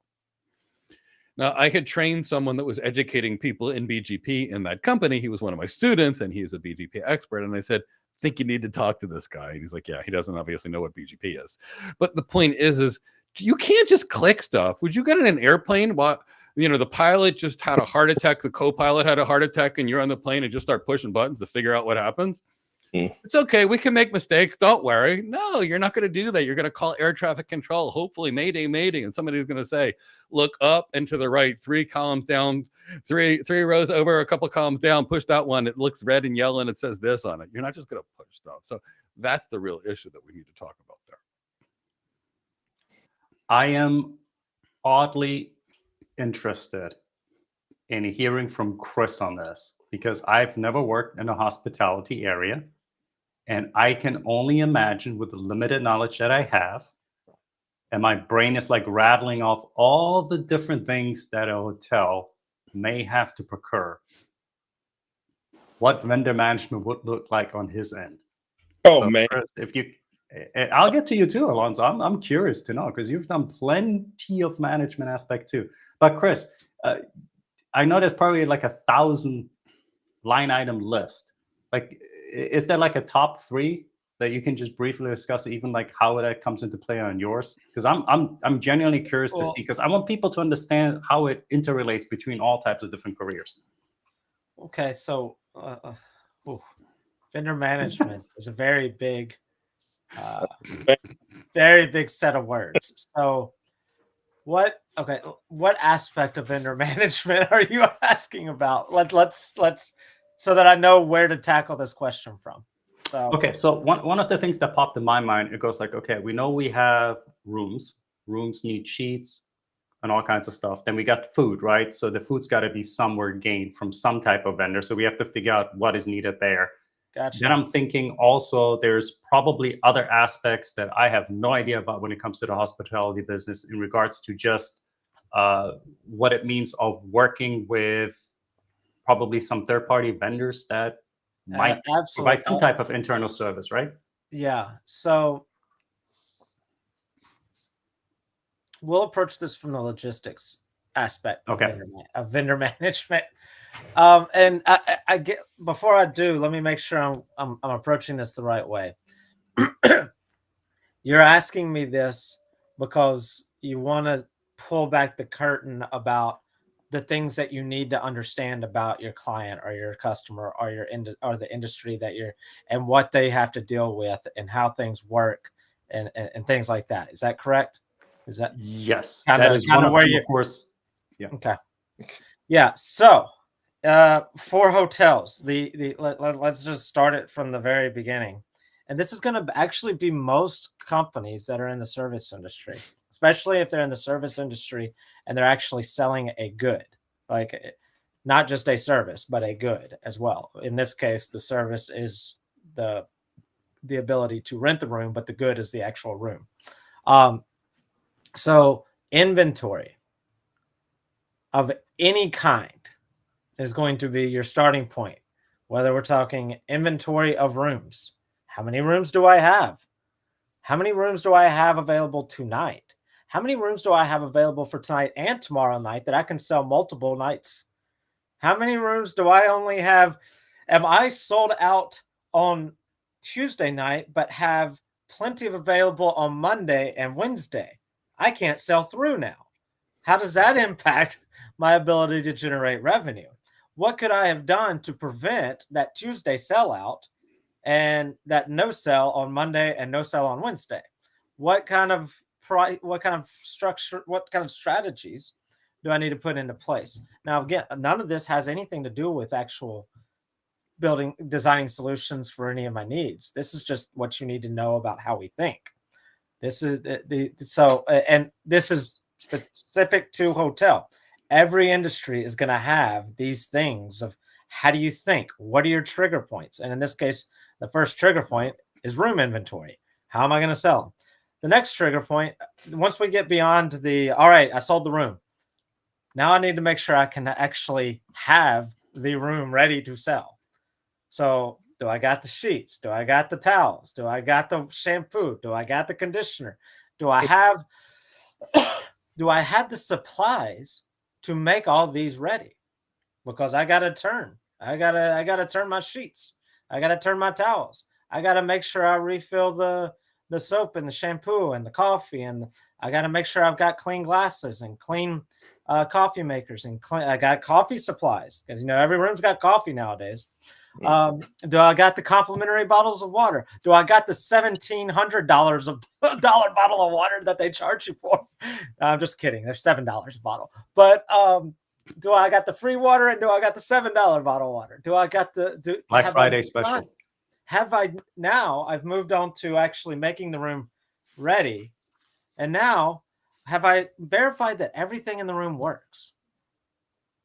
Have I checked the lights? Have I checked the outlets? Have I checked the air conditioner? Have I checked the hair dryer? Have I checked the television? Have I checked the telephone? Have I checked the Wi-Fi capability?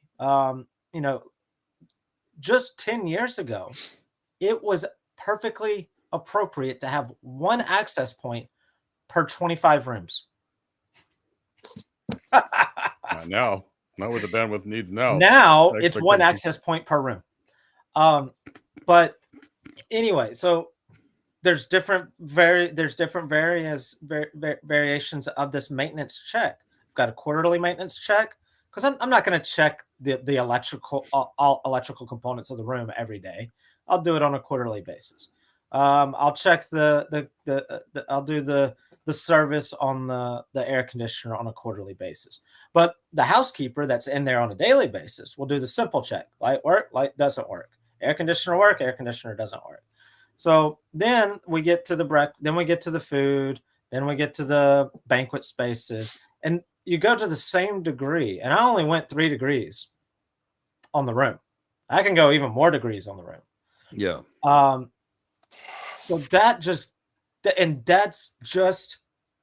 logistics. That's just for the room. And then you do that for restaurant, and then you do that for the banquet space, and then you do that for the behind the house scenes. Because I just went over the room. What about the actual housekeeping department? What all goes into that?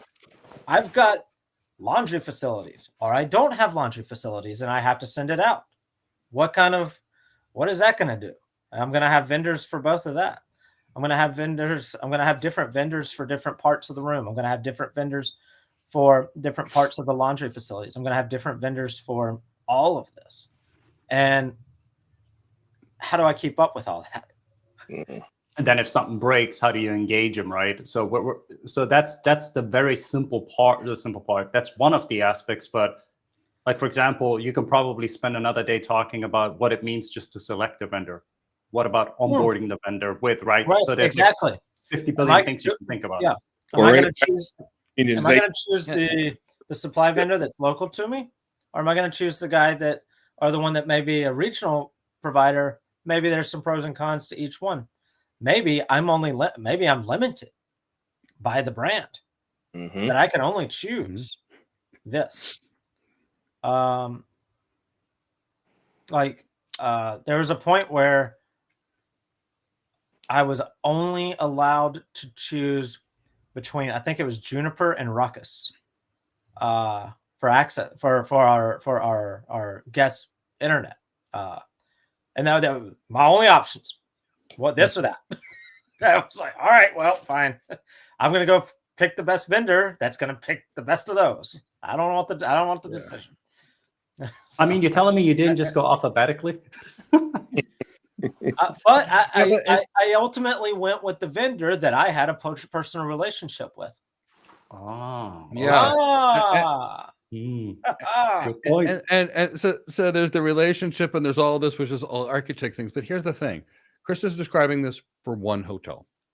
Yep. Now you've got 1,000, 5,000 hotels, 10,000 hotels. That's the kind of enterprise architecture stuff that I deal with. So now, maybe there's a way to take some of the data that we've collected over the years, and maybe we can analyze the data and come up with a better predictive scheduling routine.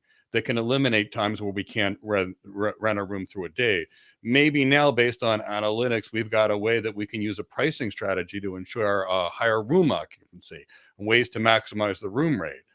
And now all of a sudden, we've got a supply chain where we can start getting things more economically through a larger scale contract, like all wireless goes through here.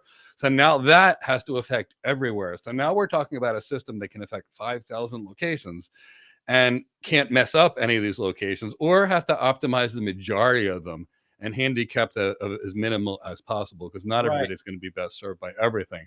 Exactly. And that means you might need, it could be a Hilton, and that means you might need a different set of systems for the Waldorf Astoria than you would actually need for a Hampton. Well, that's what I was going to say. So I actually, I went to the same college that not at the same time, that the former CTO of Hilton went to.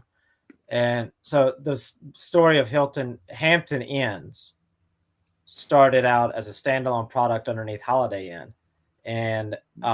And there was only a few hundred of them. Now Hampton Inn is like the biggest mid-scale hotel chain in the world. When he designed the reservation system and the front desk management system, or the property management system, excuse me, he was the one that designed it in the 90s. They designed it for 75 properties to be able to scale to 20,000. Because they knew in the 90s that what they had the ability to grow.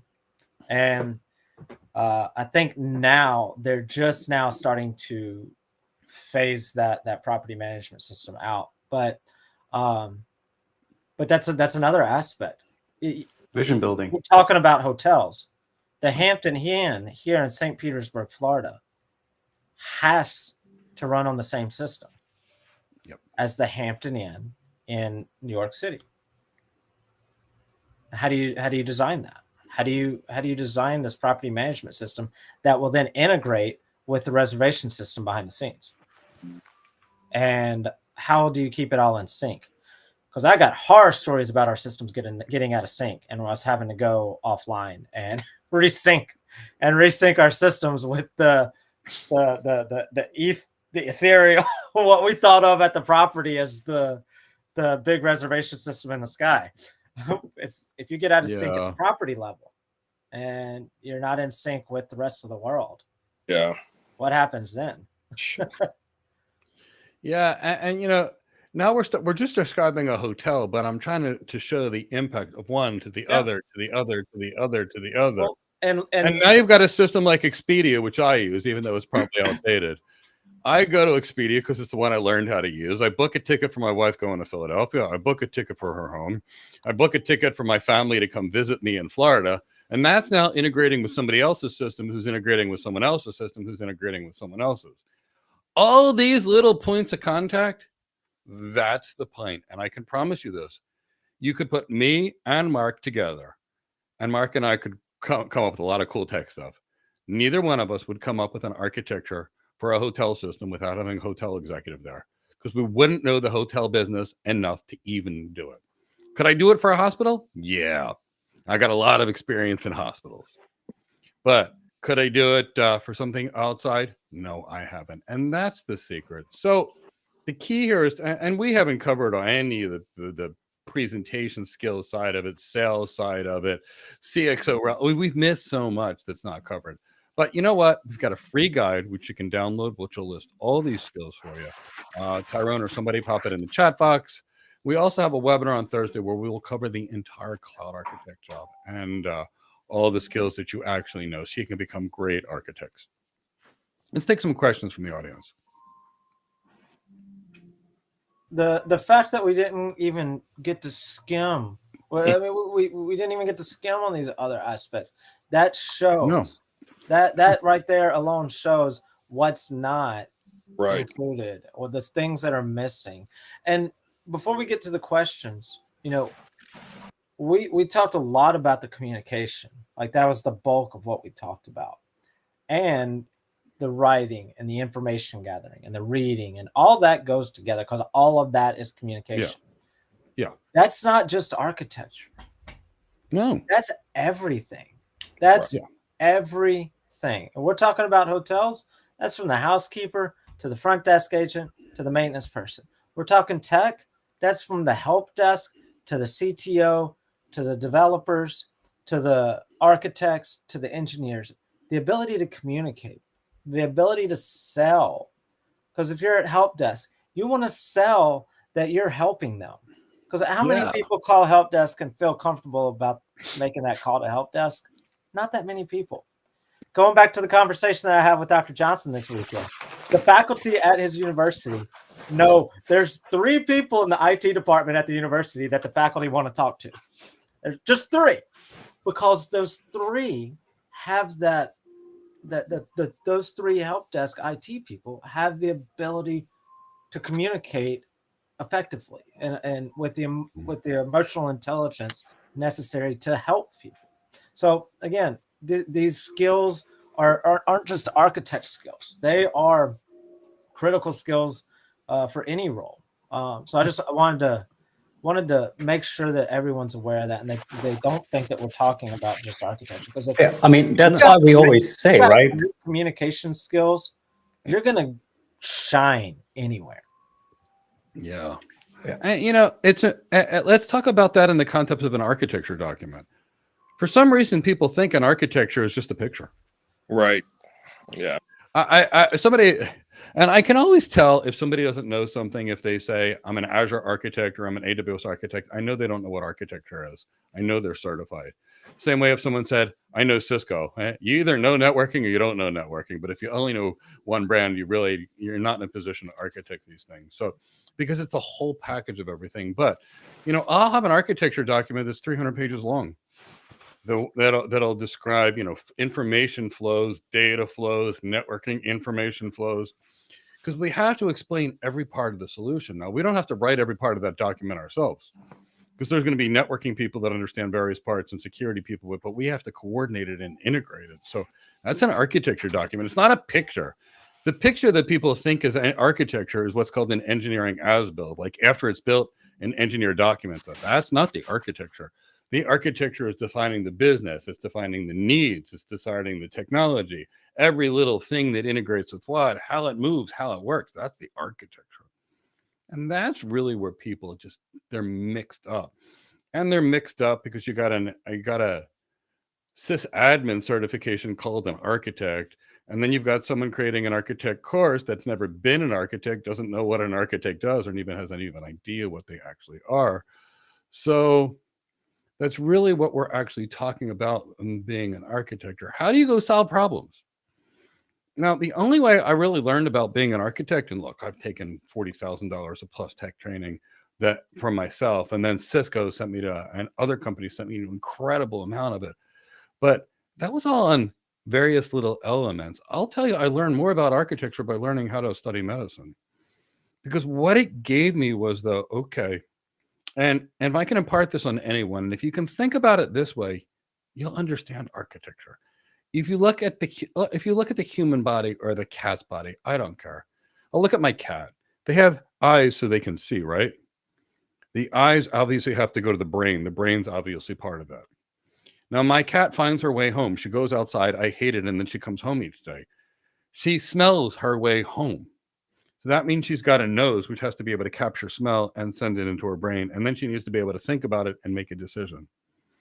Now, at the same time, she can hear.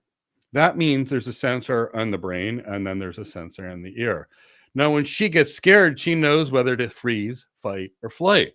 So that means her adrenal glands need to kick in from her head. She sees a cat she doesn't like. She gets a kick of epinephrine, adrenaline, whatever you want to call it, and that happens from her body, which means immediately her brain is sending messages to her body to actually create this thing. So to her adrenal glands to create that. So you've got a system of blood going back and forth so she can run faster if she has to fight that cat she doesn't like. The musculoskeletal system has to be able to create power.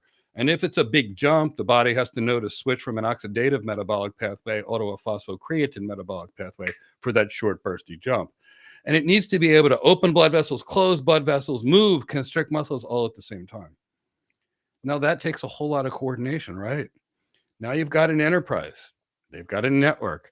They've got a connection to 10,000 different remote locations they have, which means there's a router in each one of these cases. There's a wiring closet in each one of these cases connecting people to those routers that go back to the central station. That central station can connect to 5 other data centers that have 50,000 servers in them, 10,000 routers and switches in them, 5-10 petabytes of data, all kinds of storage area networks, 500 different applications. That's an enterprise. That's normal. That's the kind of what I deal with every single day. So you can't just learn one part of the system and expect to understand how the body works. You can't. I mean, if you only know the eyes, how are you going to deal with the kidneys or the liver or the heart or the lungs? It's all integrated. And that's the missing component, the underlying things and how it works and why it works. And that's why a health coach could learn a little bit about health, but they can't guide you, because they don't know all the stuff that's going on under the hood to be able to understand what they even know or don't know. Same thing with architecture. It takes a good mastery of all the fundamentals, not the how to build fundamentals, but the underlying fundamentals of how the technology works. Then the knowledge of how do you put the pieces together? How do you apply the technology? How do you evaluate all the trade-offs? Okay, I can, for example, I can bring every remote location I have through the cloud to go out the cloud's internet gateway, and that is a full tunnel. And I gain certain things from a security perspective by sending my remote offices through the cloud out the cloud provider's internet gateway. Now, it costs me latency. It sure does. Now, that might not be something I want to do. It costs me cloud ingress, and it costs me now data transfer fees. That might be something I wouldn't want to do. It's going to hurt my performance, but is it the right thing to do? I don't know.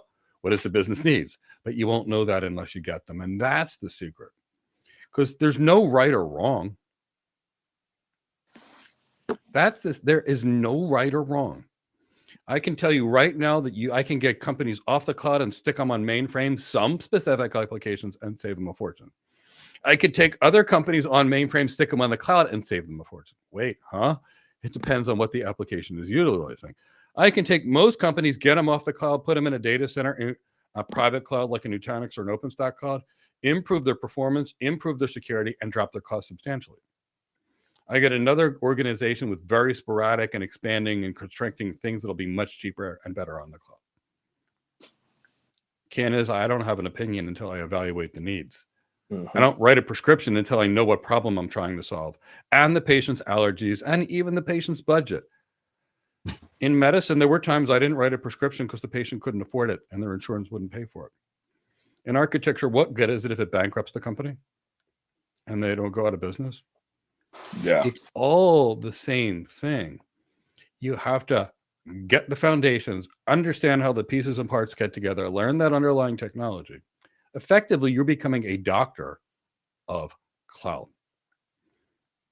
Just like the doctor has to learn anatomy and physiology and molecular biology and the Krebs cycle and oxidative and non-oxidative phosphorylation and understand drugs and diagnostics and the study of disease, that's their baseline. The cloud architect's baseline is the knowledge of the network and the data center. That is your fundamental knowledge. And the pharmacology gets replaced by all the business skills you need to do to solve these skills. But for the most part, that's the plan. Do you have any questions? All right. Or do you, Mark, if you have anything to say, it's fine. No, I was just briefly going to say, so really what it comes down to is a critical skill set that we need. And this is going to be, of course, not just tech architecture, but in general, a lot of architecture is understanding some fundamentals of business. So having some business acumen, because it's going to be very difficult to interject yourself into anything if you don't understand the basics of business. And the same is going to come down to, I know we didn't have time to discuss it too much. We'll take a couple of questions, but even with your sales skill, right? It's very difficult to be involved in anything sales related if you don't even have the fundamentals in regards to what does the sales cycle look like within a particular company, so that you can interject yourself and, of course, help the customer in regards to purchasing something that really fits their need. Yeah. All right. So you want to take a couple questions? Yeah. So let's do a couple of questions and then we'll wrap it up. So the first one starts with a comment and then gets to a question. So from Miss Lemon Jamin, The cloud certs don't teach us sales and executive communication.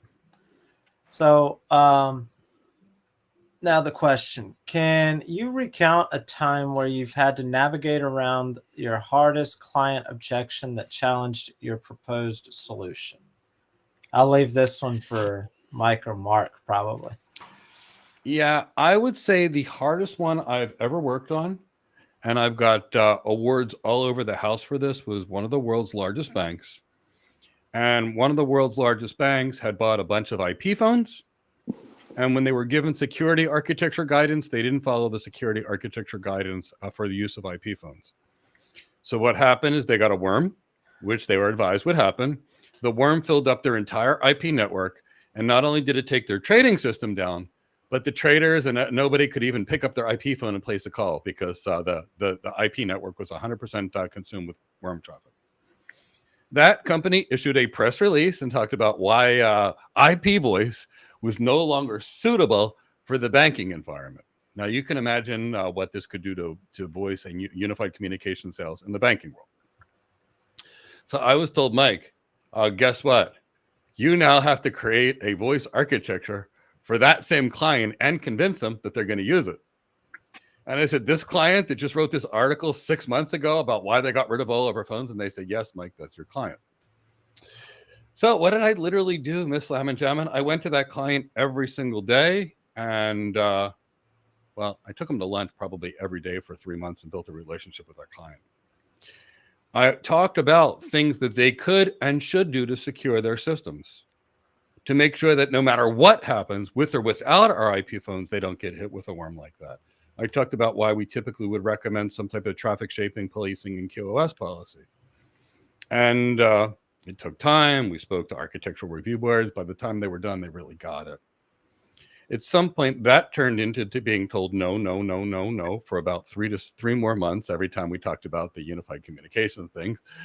And at some point, after being told no, I'd say 40 to 50 times, they decided to issue an RFP. So what I actually did with regards to this RFP is I went and quantified the value of the press release that they ripped our IP phones out. I raised that to the executives and I said, I need the best you got. So I found a bunch of distinguished architects and principal architects and consulting systems engineers to help design the best, coolest unified communication solution you could possibly ever imagine. And for the most part, I was the lunch buyer, the dinner buyer, the drink buyer, the motivator to bring out the best. And we put together a voice architecture and a video architecture that was so cool, that did so many things by getting financial advisors information to their phones, integrated to their systems, that by the time we were done, it was the kind of thing that the bank could literally quantify the kind of return on investment they were going to have. Even had to get special features created for this client to even make it happen. And that means you can't recognize revenue until the features are delivered, which means multiple years into the contract, believe it or not. But it turned out to be a huge success. But what does it take? It took going in there every single day, being willing to help them for things that were totally unrelated to this project, other things which I could have helped them with in other parts of the network. It meant caring and literally meaning it about their success. It meant taking a whole lot of people out to lunch, dinner, and drinks and really building deep relationships. And it meant going out there and helping that client with things that were way beyond my job. I went and helped the client with all kinds of stuff, helped coach people that were at the client site, helped them with their job. If they didn't know something, I'd provide some BGP guidance or some other kind of guidance, anything that I could have to make them successful. And, you know, that was probably the biggest, most challenging. I will tell you, I've been on architectures which most people say, Mike, they can't afford it. And I say, what do you mean they can't afford it? Mike, there's no money. I've been there. And when I meet with the people, I don't find that problem. I find the people say, well, Mike, look, you know, we're not going to spend this amount of money for that. And I'd say, could you tell me why? I said, could you tell me what your real goals are?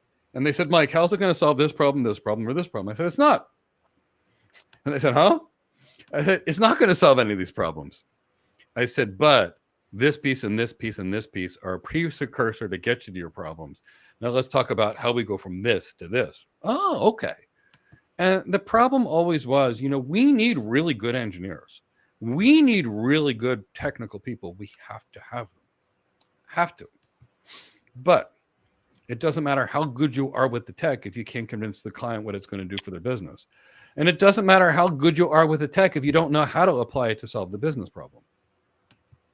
That's the difference between the architect and the engineer. I need that engineer to be the best tech person out there because it's their job to make it work. Yeah. And if we don't have engineers that are that good, nothing gets happened. The space shuttle doesn't get built. SpaceX doesn't get built. I don't care. Airplanes don't get built. If we don't have people that have deep technical expertise, we've got nothing. But the skill of knowing which business problem to solve and the skill of thinking out and evaluating all trade-offs and looking at the big picture is a planning skill, and it's completely different than a building skill. That's why a nurse that wants to become a doctor has to go to medical school and start from scratch, even though that nurse has very valuable information. It's the same way a physician would have to go to pharmacy school if they wanted to get a pharmacy degree or a doctorate in pharmacy, because it's a different career, even though they already know an overlap of it. So let's go to the next question.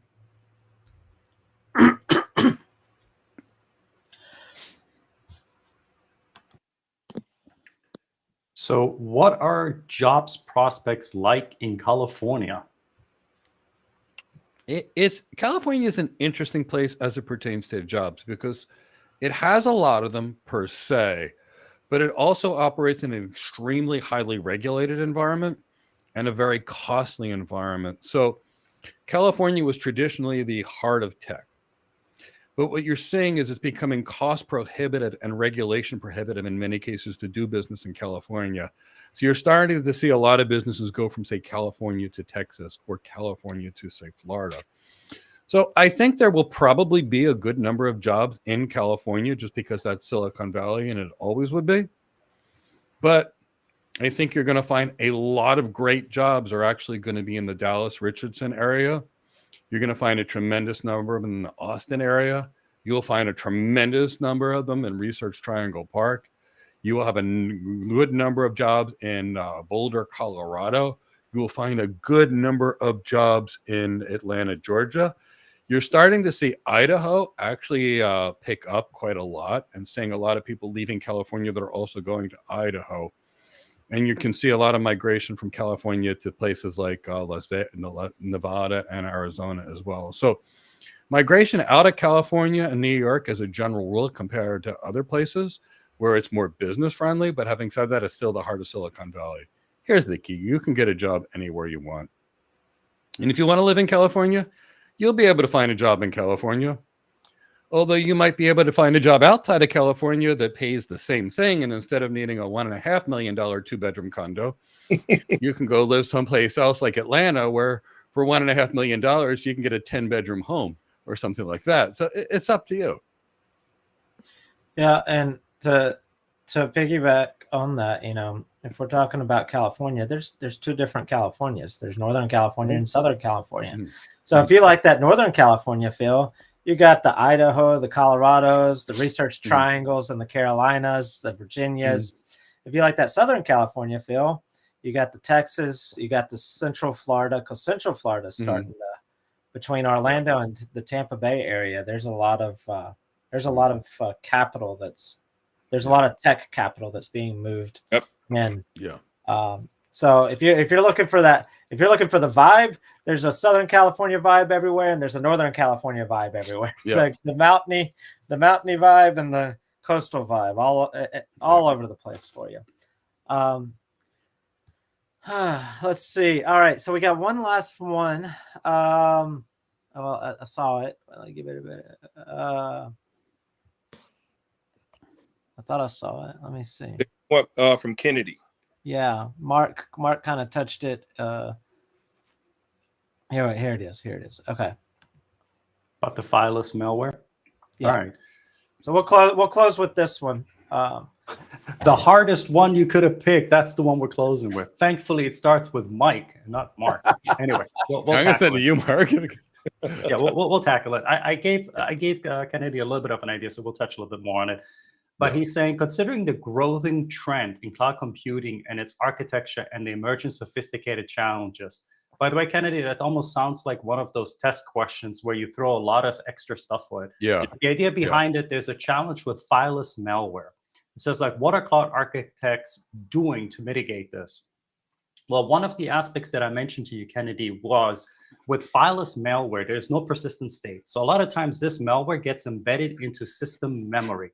Now, this could be system memory on any type of device. Doesn't matter if it's a router, switch, it could be a load balancer, it could be, generally speaking, some type of compute node. It could be a server, could be a virtual machine.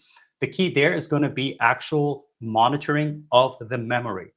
Because what's going to happen is that malware eventually is going to execute a script.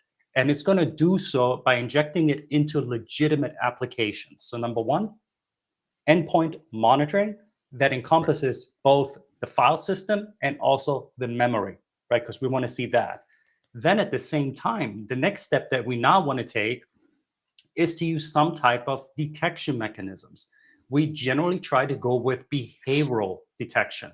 And just so everybody knows, you have signature, you have behavioral, and then you have anomaly. These are the three core principles that make up detection when it comes to security. But with behavioral, what we're trying to do is we're trying to first of all see, is there a known type of set of executions that happen, some type of scripts?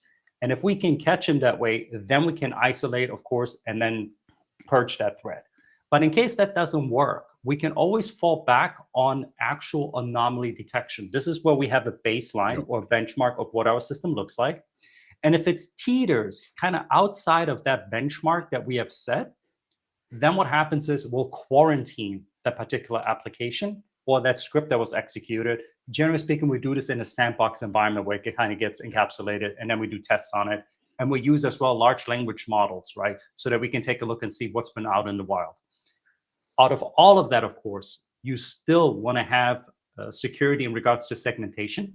That way that you can't allow, if something does get infected, to easily maneuver horizontally across your entire service space, you might call it, or network. And at the same time, what you there want to do is you want to set up what we call least privilege, meaning give only read access privileges to those that need only to see something. That way that execution can't actually happen on it because it's only read access. There's no write access or any of that. That's one aspect.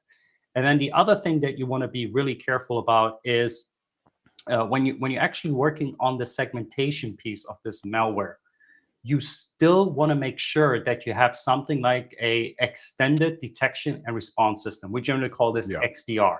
A lot of that stuff is baked into your security information event management system these days. But the reason that we want these is there's going to be a lot more where this eventual execution of script is going to run through besides just our endpoints. So we want to be able to actually look at the pathways of our network, pathways towards the cloud, and then be able to kind of detect it from that perspective. But that's kind of like the short of these things. And then there's a whole slew about when it comes to actually data hygiene, when we're talking about encryption at rest, encryption in transit, and all kinds of stuff. So encryption also in case that your traffic gets, or the data attempts to be exfiltrated, you want to at least have it encrypted, make sure that your private keys are set away so that it's not going to be easily decrypted and you're going to lose your valuable data. That's my short answer. Yeah, and that's a great answer that Mark gave, but here's some common themes in that. And Kennedy, whether this was in a data center, whether this is in a cloud provider, it's all going to be the same thing because it really doesn't matter what we're talking about. It's all multifactorial. It's not just one thing. It's here. We can put this endpoint thing on the device. Here we can stick this thing on the network. Here we can go look at those logs and figure out. Here we can go do this. And it's a combination of everything. Because we're going to have different systems. In fact, for another project I'm working on, I was just recording a video on securing the DRAM in a server. Something I'm pretty excited about. I've been recording a lot of videos, but we got to start neither cutting here nor his there. volume now so that he doesn't give it away. Yeah, but security has always been near and dear to my heart. I've been networking, but the point is, it's layered. It takes a lot of cool stuff to get it done. And just try to think about that. Never one thing, a combination of many.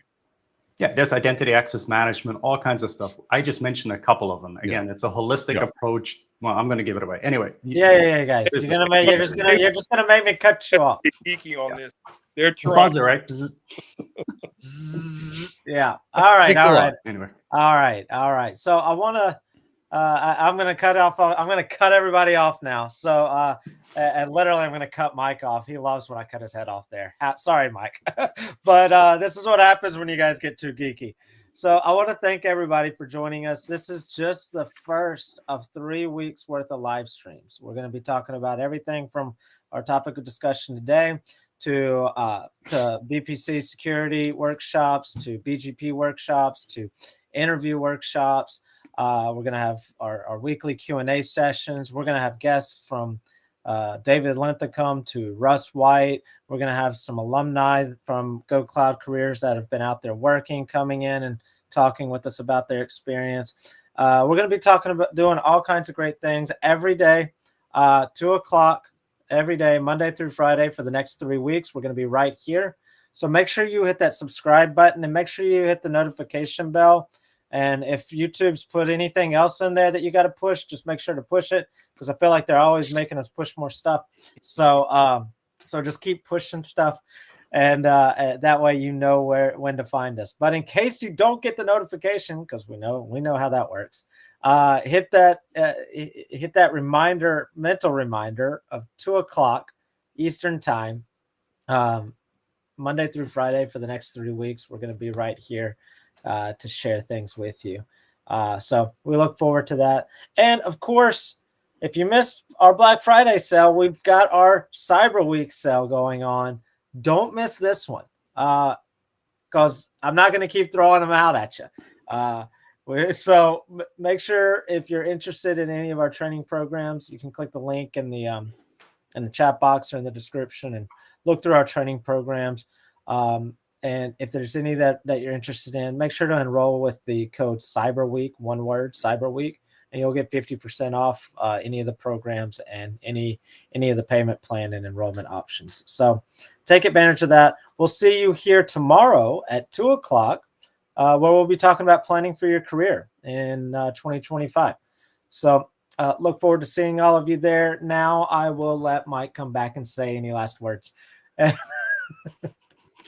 So I don't want you to think we were trying to speak negatively about a certification. We like the certification. We even recommend people get them after they're ready to do the job, because that's when it's going to do its magic.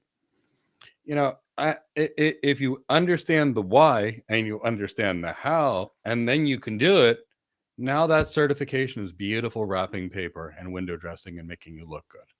It's just that the certification by itself, unfortunately, isn't really enough for anything. So doesn't mean it's not good. Doesn't mean we don't use it. It's kind of like a beautiful suit to me. So, you buy a beautiful suit, but, if there's nothing underneath the suit, if there's no person, if there's no substance, it's just a pretty suit. It's the person underneath it and what that person can actually do that makes the difference at the end of the day. So you master you. You master your craft. Find it out, whatever it is. I don't care what it is. For me, it's architecture, and I wouldn't recommend anything else. If it's engineering, great. If it's airplane flying, great. If it's medicine, law, I don't care. Just find out what you love and run to it. And if you're like me and it's architecture, I think it'll be the best journey you ever took. It'll pay you more than you've imagined. It's not a job that's super hard or stressful where you're coming in at 3 o'clock in the morning to make changes like engineering. That's a tough job. This is pretty easy. And we get treated really well. So join us on Thursday for our webinar on architecture. Join us for all the free stuff we have. Maybe hit the like button. I'm trying to learn how to use YouTube, and I'm told I'm supposed to tell people to hit the like button if they're having a good time. And we'll see you tomorrow. Subscribe. And subscribe, yes, too.